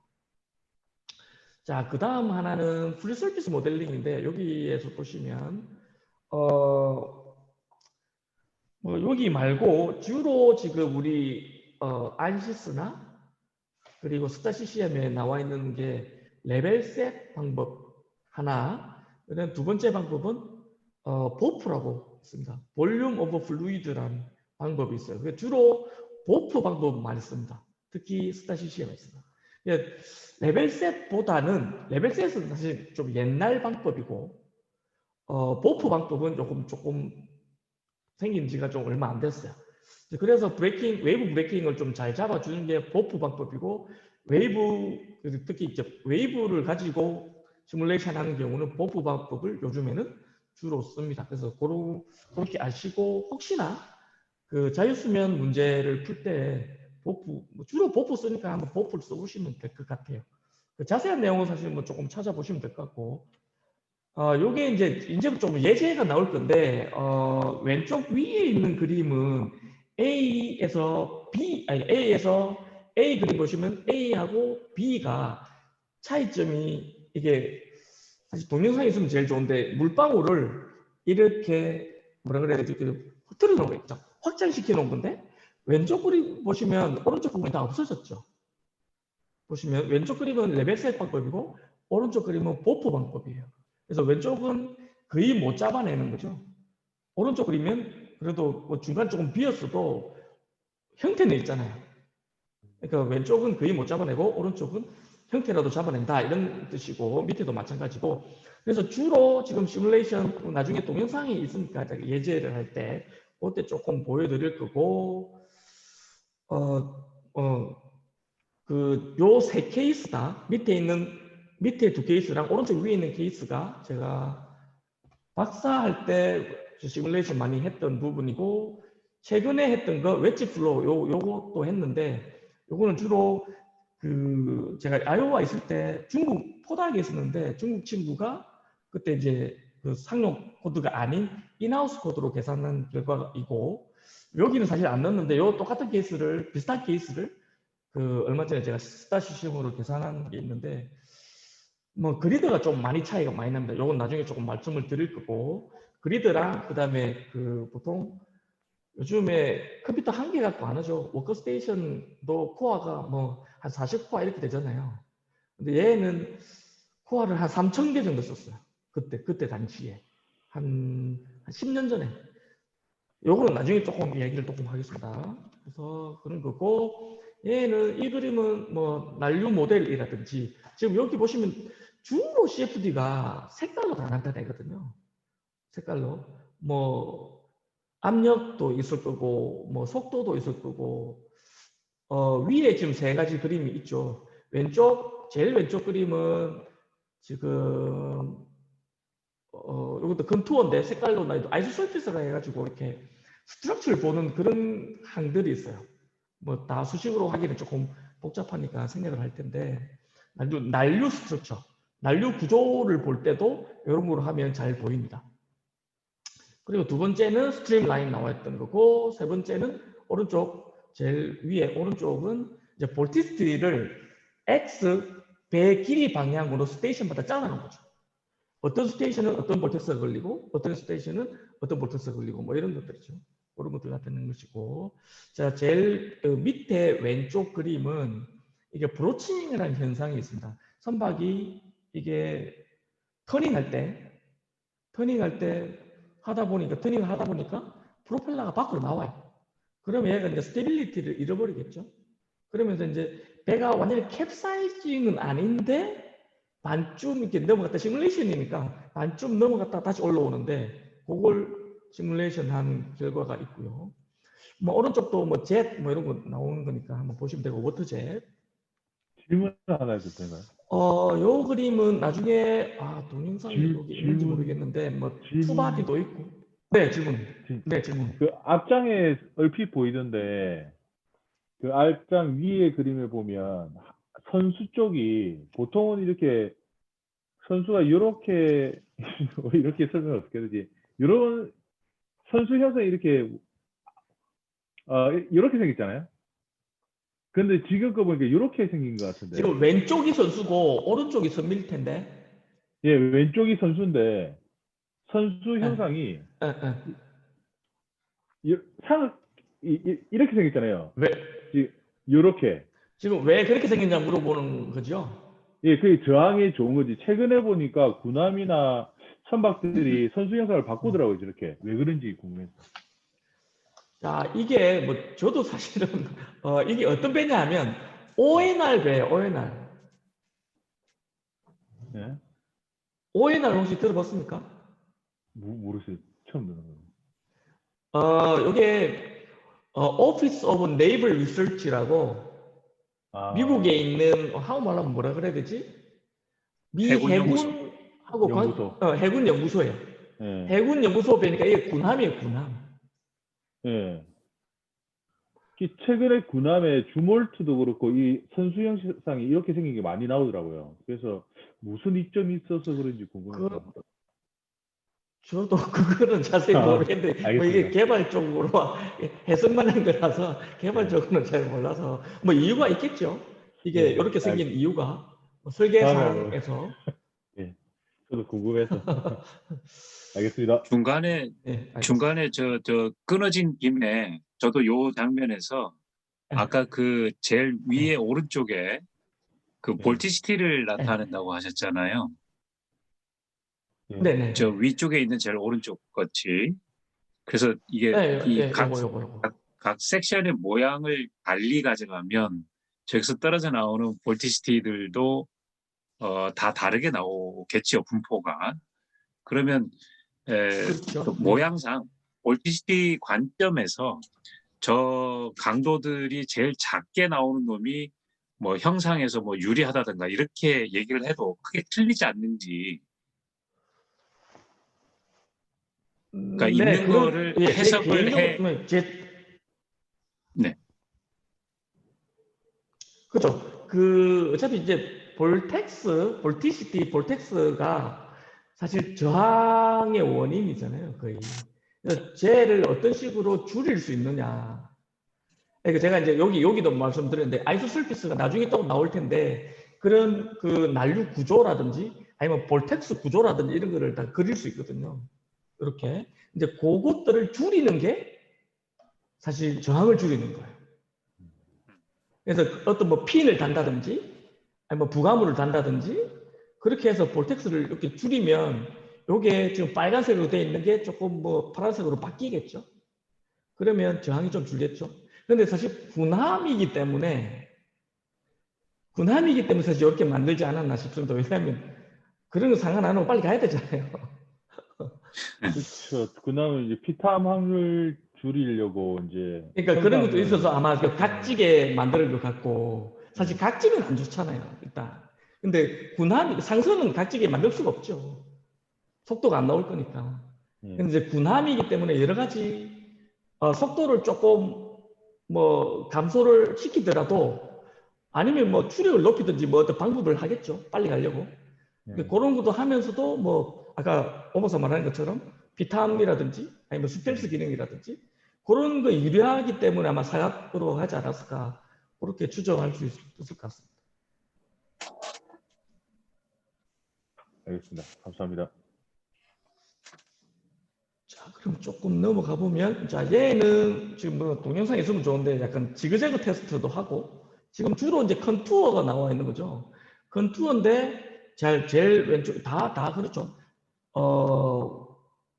보시면 왼쪽에 위에는 지금 파고를 나타내고 있는 거예요. 파고. 그러니까 빨간색 그 파고가 높은 거고, 이거 파도가 치고 있겠죠. 이렇게 지금 컨투어를 보시면 지금 한 장면을 지금 찍어 놓은 거라서 그런 거지. 자, 오른쪽은 이게 압력을 나타내는 거예요. 압력을. 배에 걸린 압력이 나타낼 수 있겠죠. 컨투어로. 이게 CFD 좋은 거는 이렇게 다 잘라서 볼 수 있다는 거죠. 그리고 애니메이션도 만들 수 있어서 나중에 제가 동영상 보여드릴 텐데, 이게 동영상도 볼 수 있다는 거. 그게 조금 약간 장점이라고 생각을 합니다. 그래서 어떤 사람은 CFD를 뭐 컬러풀, 플루이드 다이나믹스 뭐 이런 식으로도 표현을 하던데, 무조건 다 색깔이 나오니까 그런 식으로 표현을 하더라고요. 자, 얘도 마찬가지고 밑에를 조금 설명을 하면, 아까 데미지 뭐 스테빌리티 하신 분도 계신데, 이제 데미지를 받아가지고 배 안쪽으로 어떤 뭐 액체가 들어올 수 있겠죠. 그러면 얘가 또 가면서 어떤 뭐 모션을 취하는지 뭐 그런 것들 시뮬레이션 한 내용들이고, 이런 것들도 다 보프 방법 아니면 레벨셋 뭐 그런 방법들을 다 사용한 거죠. 다 웨이브가 들어가 있으니까. 자, 아까 제가 말씀드린 거가 요겁니다. 자, 이 왼쪽 그림을 보시면 지금 스트럭처들이 막 보이죠. 이렇게 막 꼬여 있고 이런 길다랗게 생긴 것들. 얘가 사실은 뭐 아이소 서피스라고 부르는데, 자, 얘가 사실 저항이에요. 저항. 얘가 커지면 저항이 커집니다. 자, 쟤를 어떤 식으로 줄일 것인가, 뭐 핀을 달든지 뭐 어떻게 하든지 간에 모양을 바꾸든지 뭐 그렇게 해서 바꾸면 얘가 좀 저항이 커진다는 거고, 오른쪽 그림도 마찬가지로 다 지금 우리가 그 수면 바닥에서 배를 그 배 바닥을 보고 있는 거예요. 배 바닥이에요. 요 부분들이 지금 배 바닥이고 얘도 지금 배 바닥이에요. 그래서 이렇게 뒤에 쭉 생겼죠. 이게 vertical structure라고 부르는데 얘가 사실 저항이죠. 저항. 얘를 어떤 식으로 줄이느냐. 그거를 뭐 그래서 인스테빌리티를 보려면 뭐 여러 가지 뭐 있는데 그런 것들 좀 생략을 할 거고요. 자, 아까 브로칭 아까 현상이 나왔죠. 그래서 지금 얘를 나중에 동영상을 좀 보여드릴 텐데 얘가 이렇게 터닝을 하면서 이렇게 갈 건데 얘가 좀 그 보시면 좀 잘 안 보이는데 여기 프로펠러가 뒤에 있죠. 여기 뒤에 프로펠러가 있는데 얘가 물 밖으로 나올 거예요. 요것처럼 이렇게. 지금 얘는 지금 그리드랑 이런 것들 나타내고 있는 거고 얘가 나오면서 지금 스테빌리티를 잃어버리는데 그 아까 우리 그 외부 베이싱 보여드렸잖아요. 우리 연구실에 거기서 한 연구 그 실험이랑 그리고 우리 연구실에서 한 CFD랑 비교해서 이렇게 나타내고 있다는 거죠. 이렇게 보시면 되고 누메리컬 스킴은 조금 뭐 좀 빨리 하도록 하겠습니다. 지금 시간이 좀 많이 돼서 뭐 이산화 뭐 이런 게 있는데 한번 보시면 그 일단 그 지배방정식 두 개를 풀어야 되는데 얘를 이산화할 건데 어떤 식으로 하느냐, 뭐 FDM이 있고, FVM이 있고, FEM이 있어요. 근데 여기서 주로 쓰는 게 우리가 FDM이랑 FVM을 쓸 거고요. CFD에는. 구조 쪽에는 주로 이거 쓰죠. FEM 쓰죠. 유한요소법 쓰죠. 뭐 ICS 대부분 그렇게 코딩이 되어 있을 텐데 그 차이점은 뭐 설명하기가 조금 기니까 일단 생략을 할 거고 그 한 가지는 FVM을 주로 많이 씁니다. 요즘 상용 코드 안에서는. 왜냐하면 FVM 자체가 볼륨을 이렇게 쪼개는 거라서 그 질량 보존이 잘 됩니다. FDM보다는. FDM은 이렇게 포인트를 다 쪼개는 거고 FVM은 볼륨을 쪼개는 거라서 볼륨끼리 그러니까 연결이 되겠죠. 근데 그러면서 질량 보존이 잘 되고 그래서 손실이 좀 작다는 거죠. 에러율이 좀 작다는 거고. 근데 문제는 코딩하기가 어려워요. FVM은. FDM은 코딩하기는 쉬운데 그런 에러율이 조금 높다는 거죠. FVM보다는. 그렇게 이해를 좀 하시면 될 것 같고 이것도 조금 넘어가겠습니다. 뭐 요거는 지금 수식으로 나타냈는데 어떤 식으로 이산화하는지 뭐 시간적으로 아니면 공간적으로 뭐 그렇게 하는 스킴들이 많은데 그런 걸 뭐 설명하고 있는데 이것도 조금 할 거고 자 요걸 조금 설명할 건데 뭐 아까 연속 방정식 그다음에 네비우 스토크스 방정식을 이산화해서 딱 식을 써놓으면 이렇게 매트릭스 형태로 바뀝니다. 자 그러면 제일 중요한 게 뭐냐 하면 매트릭스를 어떻게 빠르게 정확하게 푸느냐가 관건이에요. 물론 이제 코딩을 하는 입장에서는 그게 관건인데 어차피 지금 상용 코드는 어차피 코딩을 안 할 거기 때문에 알아서 풀어주겠죠. 알아서 다 들어가 있겠죠. 그 수치 해석적 방법이 다 들어가 있을 거라고. 뭐 보면 이제 토마스 알고리즘 이렇게 돼 있는데 보통 뭐 이런 식으로 푼다는 것만 조금 아시면 되겠습니다. 일단 매트릭스를 푸는 거예요. 무조건 역행렬 푸는 거죠. 역행렬. 그리고 이것도 조금 넘어갈 거고요. 그리드 형태는 이렇게 생겼어요. 스트럭처 그리드는 사각형으로 생겼고 언스트럭처 그리드는 이렇게 삼각형 아니면 뭐 오각형, 육각형 이렇게 마음대로 쓸 수 있습니다. 근데 이게 조금 그러면 어렵겠죠. 코딩하기가. 자 그리고 요즘 뭐 컴퓨터를 아까도 말했다시피 한 대 갖고 안 하겠죠. 우리나라에도 있습니다. 슈퍼컴퓨터 센터 있죠. 있는데 물론 잘 사용은 안 하던데 접속하기도 어렵고 뭐 하여튼 여러 문제로 잘 안 하는데 미국은 특히 이제 과제 같은 걸 따게 되면 그 사용료가 안에 포함이 돼 있어요. 포함을 시켜놔요. 뭐 1년에 얼마씩. 그래서 컴퓨터 센터에 접속을 해서 계산을 합니다. 그래서 뭐 1000코어, 뭐 2000코어, 3000코어 그렇게도 만약에 셋업만 해놓으면 미리 말을 해놓으면 그렇게 사용할 수 있다는 거죠. 그래서 그 좀 우리 지금은 잘 모르겠는데 옛날에 그러니까 뭐 1000코어, 2000코어는 그냥 썼습니다. 한 10년 전에도 사실 쓰기 쉽지 않거든요. 우리나라에는. 그래서 그 장점이 뭐냐 그러면 그리드를 엄청나게 넣을 수 있다는 거죠. 그럼 정확도가 확 올라가겠죠. 그러니까 우리가 원하는 스케일까지 다 잡을 수 있다는 거죠. 뭐 그런 장점이 있습니다. 근데 돈이죠, 돈. 일단은 뭐 미국은 그 스케일 자체가 연구비도 크니까 그런 식으로 진행을 하더라고요. 자, 포스트 프로세싱은 계산이 하고 나면 아까 이제 보여드린 것처럼 컨투어도 만들고 스트림 라인도 보여주고 뭐 등등등 합니다. 그것도 아시면 될 것 같고, 이것도 좀 넘어갈 건데 커머셜 코드 아까 얘기했다시피 주로 많이 쓰는 게 플루언트랑 스타CCM, 그 CFX라고 그것도 지금 플루언트 깔아보시면 아니 안시스 깔아보시면 CFX라는 프로그램도 있습니다. 얘도 지금 CFD 프로그램이고, 플루언트랑 차이점은 CFX는 머신너리 쪽, 기계가 쪽에서 좀 많이 쓰는 것 같더라고요, 보니까. 그렇게 약간 특화된 프로그램인데 조금 뭐 어차피 CFD 프로그램입니다. 그리고 우리가 지금 아이오와에서 만든 CFD10 아이오와라는 프로그램이 있고, 요것도 뭐 상용화 시키려고 했는데 잘 안 되죠. 워낙 상용 툴이 좋은데 이게 유저 프렌들리가 아니라 가지고 잘 안 될 겁니다. 그리고 뭐 아까 그리드 만들 때 그리드젠, 뭐 갬빗 이런 프로그램도 있습니다. 그리고 그림 그릴 때 쓰는 거, 뭐 데플랏이라든지 뭐 그런 프로그램도 있을 거고, 이거는 넘어갈 거고, 조금 빨리 진행을 해서 저 시뮬레이션 하는 것들이 있는데 이제 웨이브 브레이킹 쪽이고, 자 이렇게 생겼어요. 사실 이거는 실험도 한 겁니다. 지금 경상대에 있는 강동훈 교수가 실험을 한 거고, 그러니까 웨이브 플럼이 이렇게 생겼어요. 웨이브 플럼이 이렇게 생겼고, 물이 이렇게 흐를 거예요. 왼쪽에서 오른쪽으로 흐를 거고, 중간에 이렇게 생긴 범프라 그러는데 한국말로 하면 혹 뭐 이렇게 해석을 할 수 있겠죠. 혹을 하나 놔두면, 범프를 놔두면 얘가 유동이 가다가 뒤로 쑥 내려갔다가 뒤집어지면서 이게 브레이킹이 생겨요. 자, 그거를 강 교수님은 실험을 했고 저는 CFD를 한 겁니다. 그래서 얘도 지금 그리드가 좀 많이 썼어요. 2빌리언이면 20억만 개죠. 20억만 개. 20억만 개. 사실 CFD 안 하시는 분들은 아마 감이 안 올 건데, 제가 예상컨대 20억만 개 한국에서 못 돌릴 것 같아요. 머신이 없어요. 왜냐하면 보세요. 여기 보시면 코어를 4,000코어 넘게 썼거든요. 요거 돌리는 데마다 엄청 걸릴 거고, 슈퍼컴퓨터 센터에서도 미리 한 몇 주 전에 예약을 해야 돼요. 왜냐면 이것도 다 땡겨 쓰는 게 우리만. 물론 이제 돈도 이만큼 들겠죠.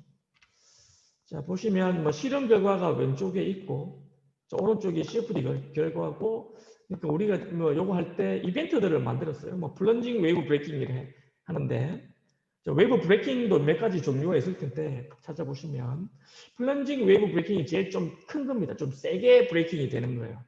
자, 그렇게 지금 실험하고 비교를 해놓은 거고,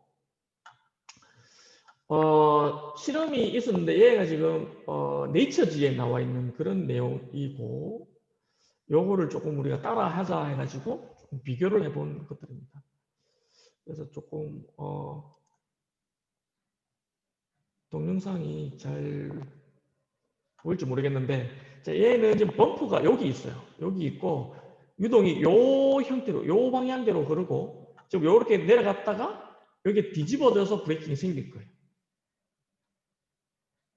이제 터닝이 됐고 얘가 여기 터치다운을 할 거고, 터치다운 하고 나면 작은 스케일들, 왜 그냥 물방울 튀듯이 막 튀죠. 그렇게 쫙 튀는 거죠. 이렇게 튀면서도 다시 그런 스트럭처들이 다시 부서지는 현상이 발생하고, 이 안에는 지금 에어 엔트레인먼트라 그래가지고 물방울 자체가 갇혀서 뒤로 밀리겠죠. 근데 그까지는 시뮬레이션 안 된 건데 그렇게 시뮬레이션을 한 거고요.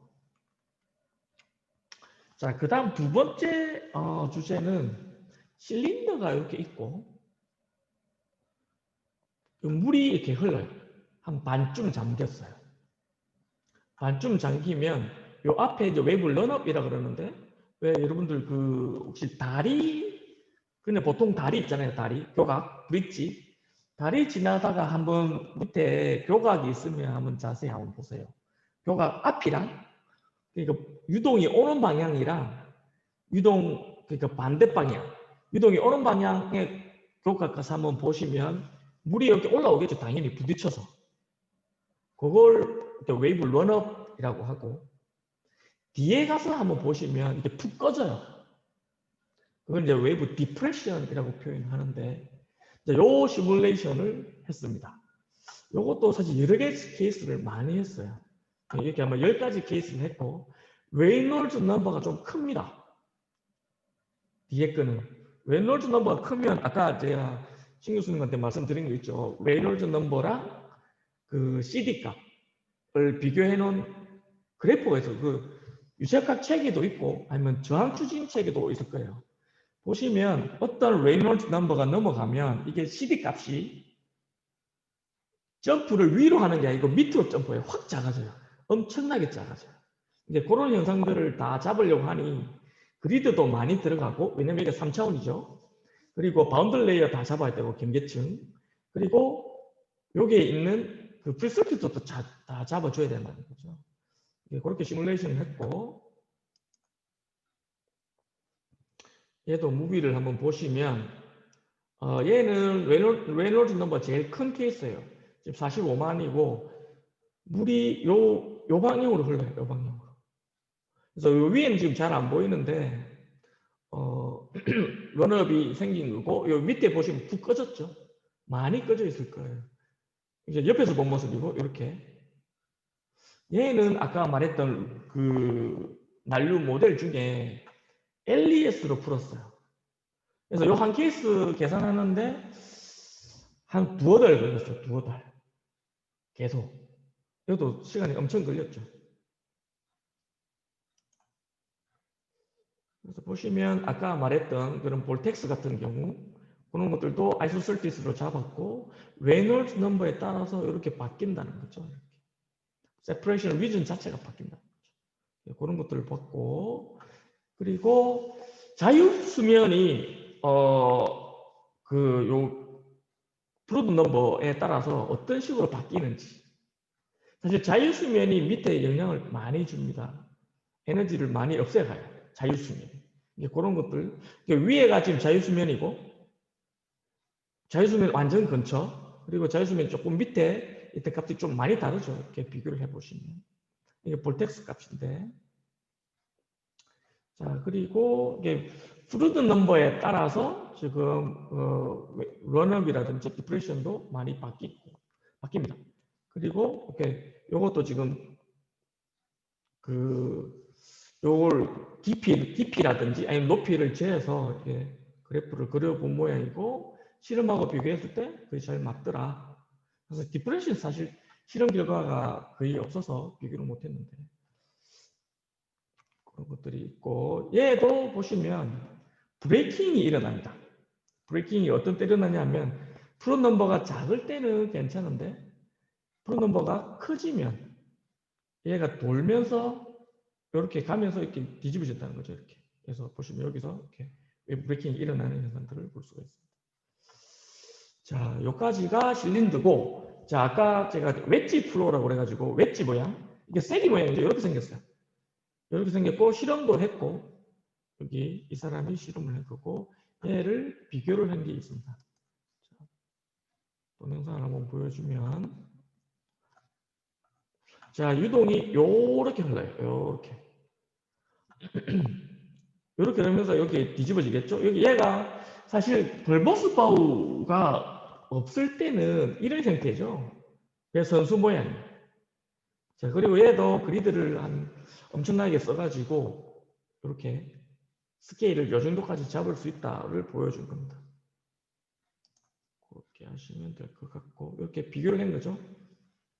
실험 논문이랑 클로즈업해서 요까지 스케일을 잡을 수 있다. 0.8mm까지 잡을 수 있다. 이렇게 지금 해놓은 거고. 자, 그 다음에 아까 했던 거, 이제 브로칭 현상인데, 이렇게 일단 좀 큰 것부터 좀 보여드리면, 얘가 이제 프로펠러 돌면서 러드도 있고, 이렇게 일종의 지그재그죠. 이렇게 갔다가 저렇게 갔다가 할 텐데, 터닝 할 때 얘가 밖으로 나오면서 거의 캡사이즈 된 거죠. 얘를 이제 브로칭 현상이라고 하는데, 얘 좀 큰 모습이고, 클로즈업 하면, 자, 여기 지금 프로펠러가 나오고, 뒤에 볼티시티를 지금 컨투어로 나타내고 있는 거고, 이런 식으로 된다는 거죠.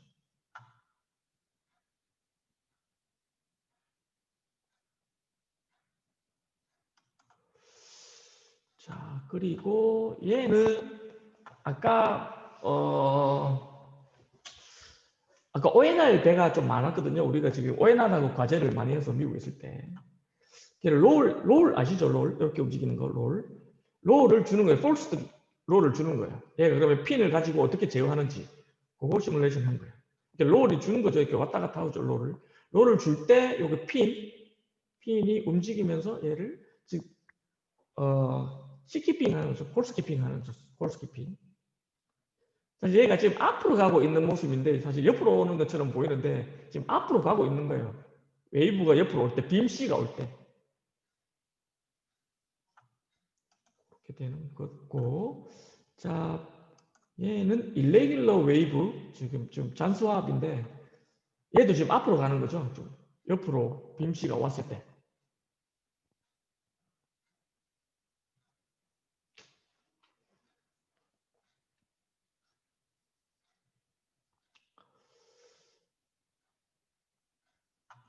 이것도 넘어갈 거고. 요건 아까 본 건데 일단 동영상을 한번 보시면 자, 선수가 여기죠. 여기서 요렇게 가는 거죠. 지금 배가. 그렇죠?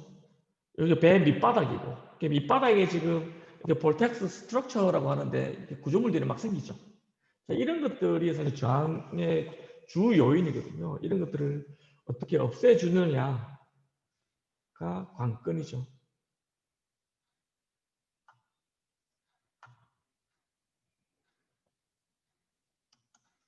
그렇게 하시면 되고, 지금부터는 제가 뭐 삼성에서 일했던 내용들, 뭐 슬로싱도 있었고 주로 웨이브 로드 어널리시스 하는 내용들이 많았죠.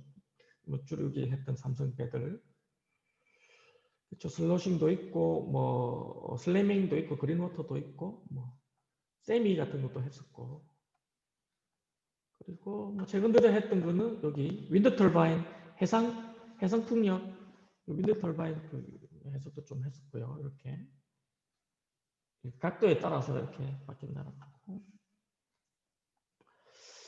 또 한 가지는 언더워터 비클, 요거는 대양전기라고 있는데 대양전기랑 그다음에 우리 학교랑 그리고 카이스트랑 할 때 여기 청소 로봇 만든다고 그 ROV 같은 거죠. 청소 로봇 만든다고 이렇게 해석한 결과고.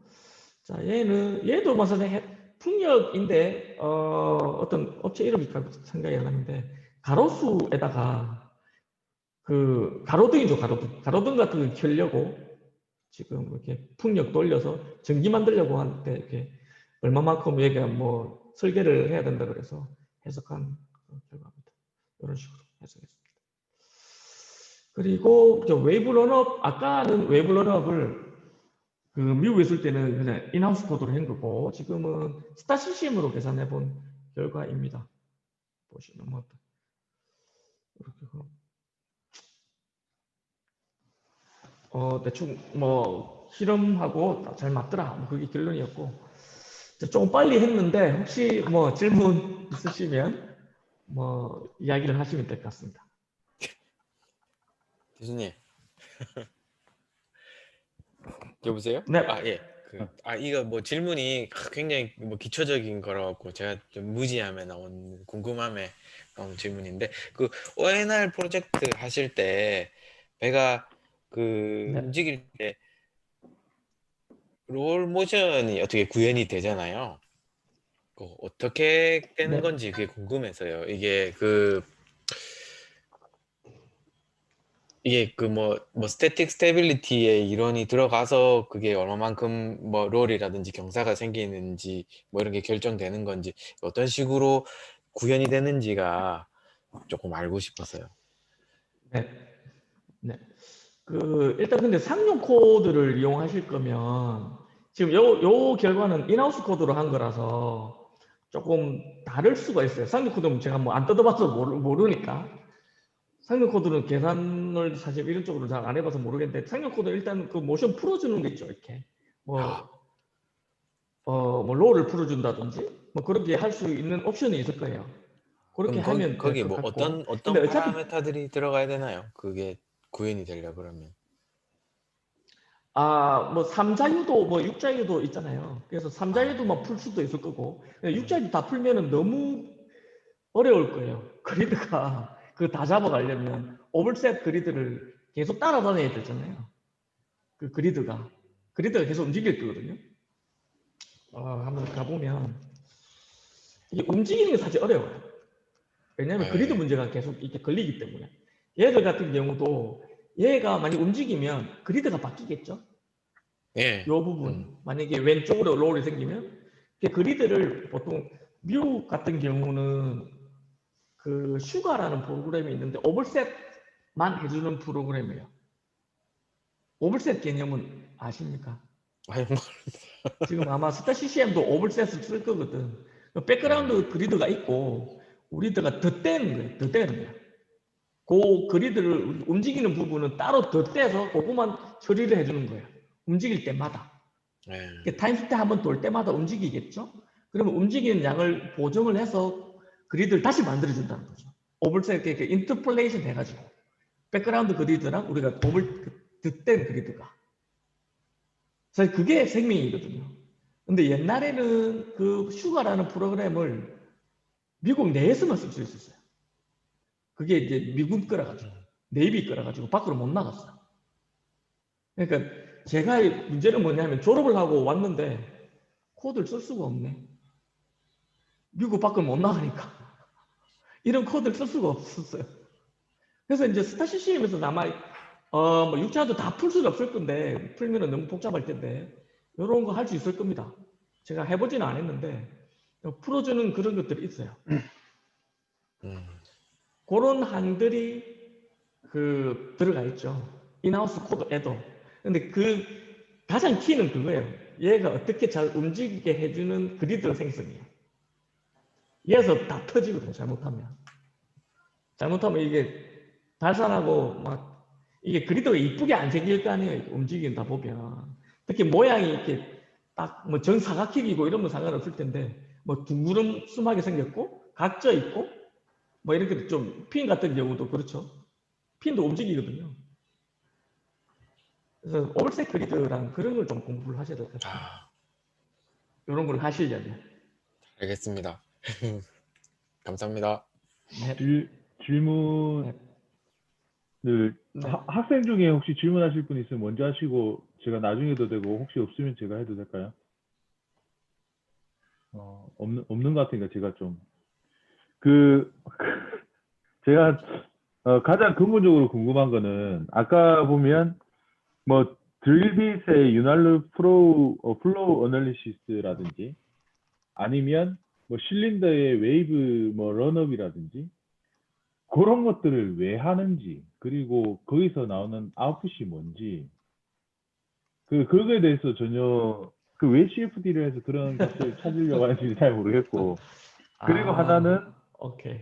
다른 하나는 이제 여기 계신 교수님들이나 다른 박사님들이 답을 주실 수도 있을 것 같은데 CFD 이거 듣다 보니까 아까 CFD에는 뭐 그 전산 유체 해석도 있고 실험을 통한 것도 있고 그 다음에 해석적 방법으로 푸는 것도 있다고 하셨는데 제가 최근에 저는 이제 구조하는 입장에서 유한조수 해석을 통해서 그 식을 만들어내도 그거는 임피리칼 이퀘이션이라고 생각을 하고 있고 사용을 하고 있는데 또 이제 원자력 쪽에서는 실험을 포함하지 않은 시뮬레이션만으로 도출한 식은 세미 임피리칼이라는 용어를 쓴다고 하더라고요. 혹시 유체 쪽에서는 어떤 용어를 쓰고 있는지 궁금해서 그 두 가지 정도만 답을 주시면 감사하겠습니다. 자, 오케이, 알겠습니다. 자, 첫 번째 문제는 왜 CFD를 하느냐, 목적이죠.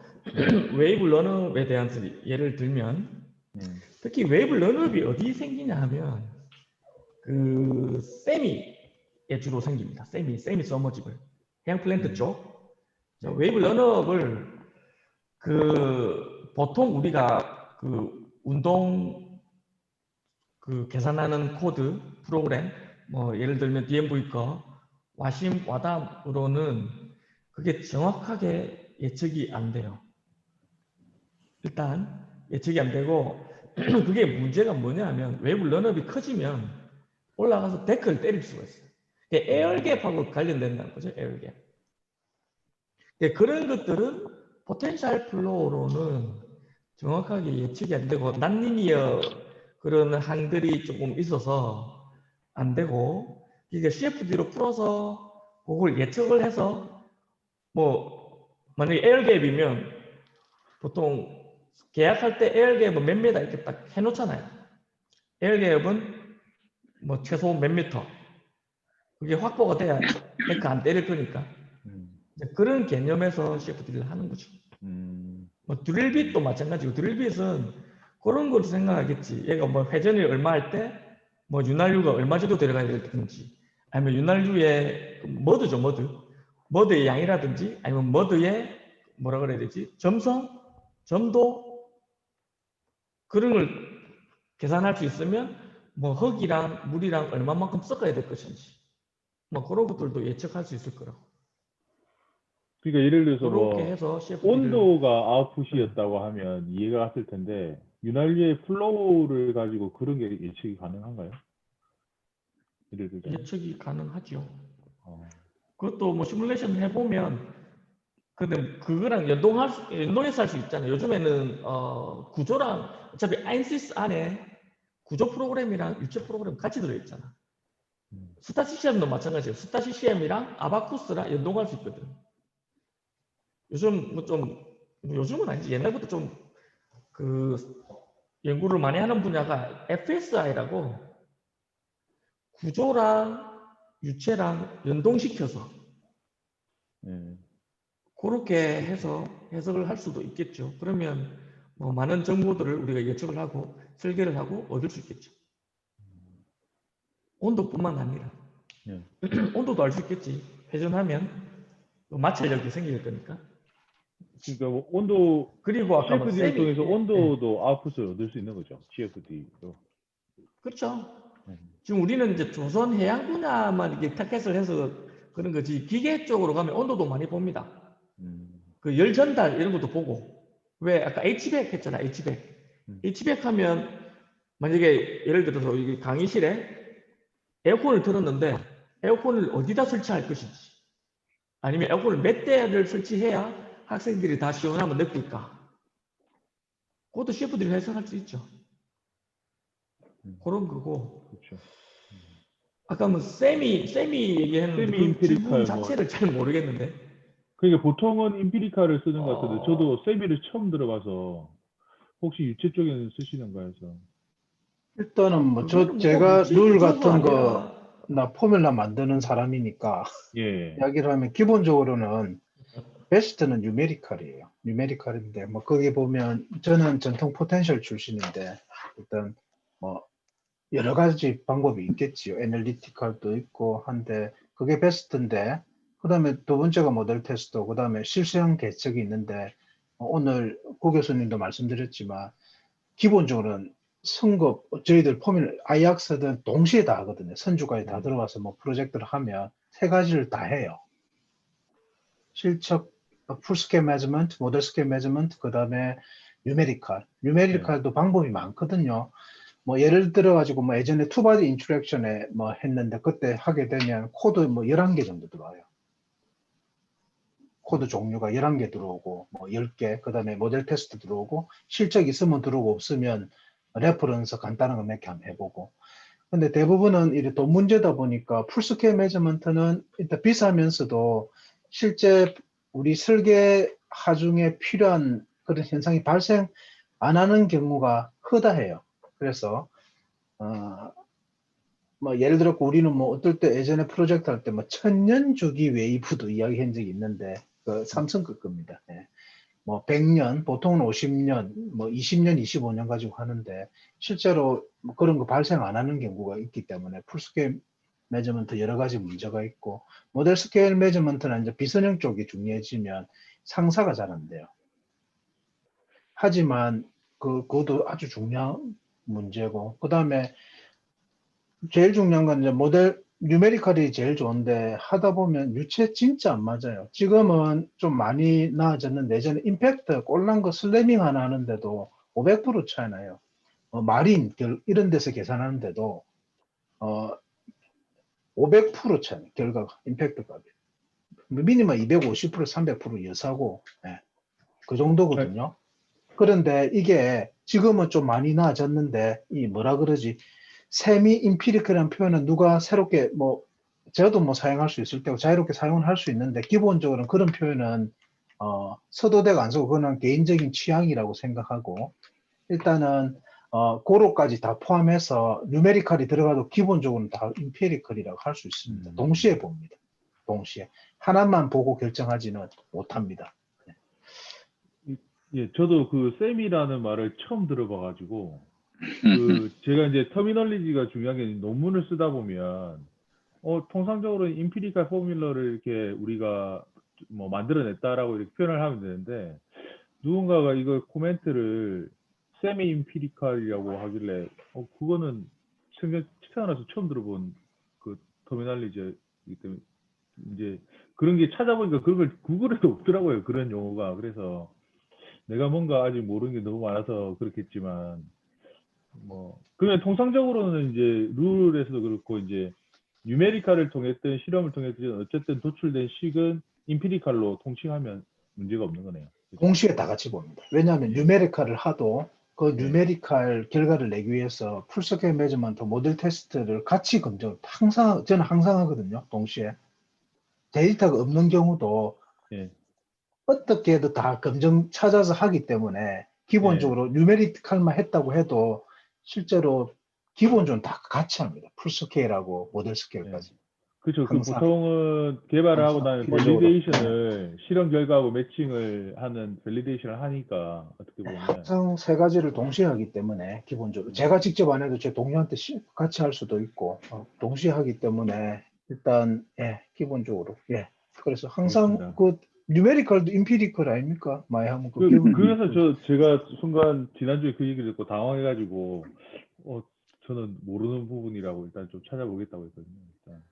그래서 알겠습니다. 궁금한 게 뭐 유체 구조 문제가 아니고 그러니까 공학을 통칭해서 그렇죠. 전부 다 뭐든 간에 밸리데이션.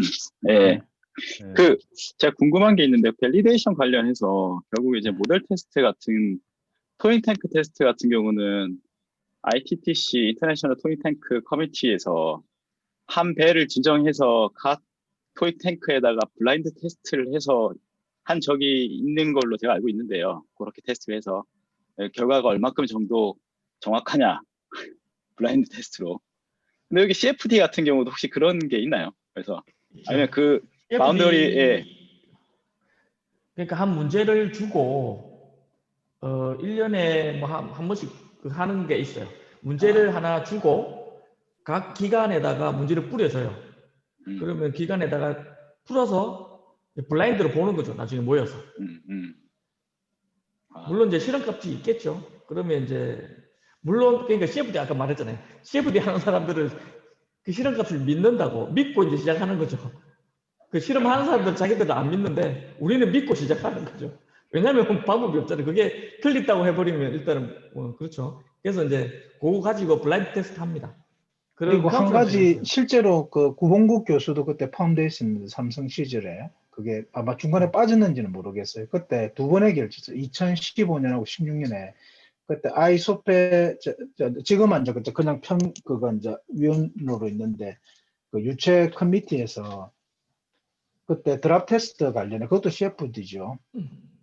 모델 테스트는 크리스에서 한 거 가지고 첫째 때는 웨지 가지고 했고 두 번째 때는 실제 만티오짜리 컨테이너 섹션 드랍 시켜서 했거든요. 그래서 그때 저하고 홍상현 박사님 이거 이니시에이터 해가지고 한 건데 그때도 열 몇 개 들어왔습니다. CFD 코드가. 스타 CCM부터 거의 다 들어와 있었거든요. 근데 똑같은 스타 CCM을 써도 결과가 달라요. A사하고 B사하고 많이 다릅니다. 아시겠지만. 그래서 그때도 유저 베이스예요. 유저 베이스. 소프트웨어는 실제적으로 한 대여섯 개 됐는데 실제 전체 이제 비교 뉴메리컬 결과는 잠깐만 열 몇 가지가 나왔거든요. 그 다음에 로이드는 오픈폼을 사용했었고, 저희는 두 가지를 쟀죠. 오픈폼하고 그 바그너 모델, 옛날 2D하고 두 개 가지고 했고, 삼성은 그때 스타 CCM 쓴 걸로 기억합니다. 예. 그렇게 다 합니다. 예. 예, 주로 하는 게 크리소 배 있잖아요. 크리소 배. 그런 거 가지고 테스트합니다. 블라인드로. 네. 그러니까 뭐 우리 미국에 있을 때는 아이오와는 이렇게 인하우스 코드니까 그거 가지고 이제 그 모듈버링 그런 것도 테스트하고 CFD로 그런 거 해서 이제 모여서 뭐 비교하는 거죠. 누가 잘 맞더라, 못 맞더라, 뭐. 네. 혹시 감사합니다. 생각보다 오늘 너무 세미나가 재밌게 흘러가고 있어가지고 역동적이고, 그죠? 네. 네. 네. 엄청 예상 밖인데. 또 여러 아니, 제가 전문가님께서 알려주시고. 학생들하고 수업을 하는데 네. 질문이 많으면 하나, 주로 없거든. 네. 온라인 수업을 해도. 그래요? 그러니까 이게 너무 재밌는데. 그러니까 질문 많은데 시간 관계상 지금 못 하고 있는데. 그러니까는 우리 학생들하고 궁금한 게 수업을 많아서. 해도 질문을 많이 했습니다. 혼자만 떠들거든. 끝나기 전에 이거 하나 진짜 궁금해서 물어보는 건데, 아마 다른 분도 궁금할 거예요. 이거는 진짜 하나도 몰라서 물어보는 건데, 그 유체역학에 관련해서 하면서 마이크로하고 나노 스케일 오면 완전히 현상이 다르다고 했는데, 그때 한두 가지 예만 좀 들어줄 수 있습니까? 어떤 건지 도저히 몰랐어. 그러니까 아까 얘기가 그거예요, 사실은. 그 표면 장력이 우리 그냥 보통 생활에는 그 다미넌트 하지 않거든요. 근데 나노 스케일이나 마이크로 스케일이나 mem스 이쪽으로 가면 그게 다미넌트예요, 다미넌트. 그 힘으로 해서 뭐 물건이 움직일 수도 있고. 그러니까 뭐 예를 들면 사실 제가 그쪽으로 공부를 많이 안 해서 좀 연구원 가서 내가 한번 해보려고 지금 고민 중이거든요. 그러니까 에너지 하비스팅 같은 거 있잖아요. 요즘 많이 얘기하는 에너지 하비스팅. 물론 태양광, 윈드 이런 거 말고 진짜 예를 들면 이런 거죠. 우리 지금 스마트워치 같은 거 있잖아요. 스마트워치 안에 배터리 같은 게 배터리가 전원이 있어야 될 거 아니에요? 그런 것들을 에너지 하비스팅 개념으로 해서 에너지를 발생시킬 수 있는 그런 걸 하려면 스케일이 완전 작잖아요. 좀 얘가 들기가 좀 쉽지 않은데 좋은 예인데 제가 이해력이 부족해가. 그러니까 유체학적으로 완전 틀리더라고요. 만약에 이런 거는요. 예를 들어서 우리가 아까 소주잔의 표면 장력이 우리 삶에 큰 영향을 안 미치는 게 그 매크로라고 하고, 마이크로가 어떤 소주의 입장에서는 그 술잔으로 인해서 엄청나게 큰 힘이지. 예, 큰 힘이고, 예를 들어서 우리가 엄청나게 큰 힘이죠.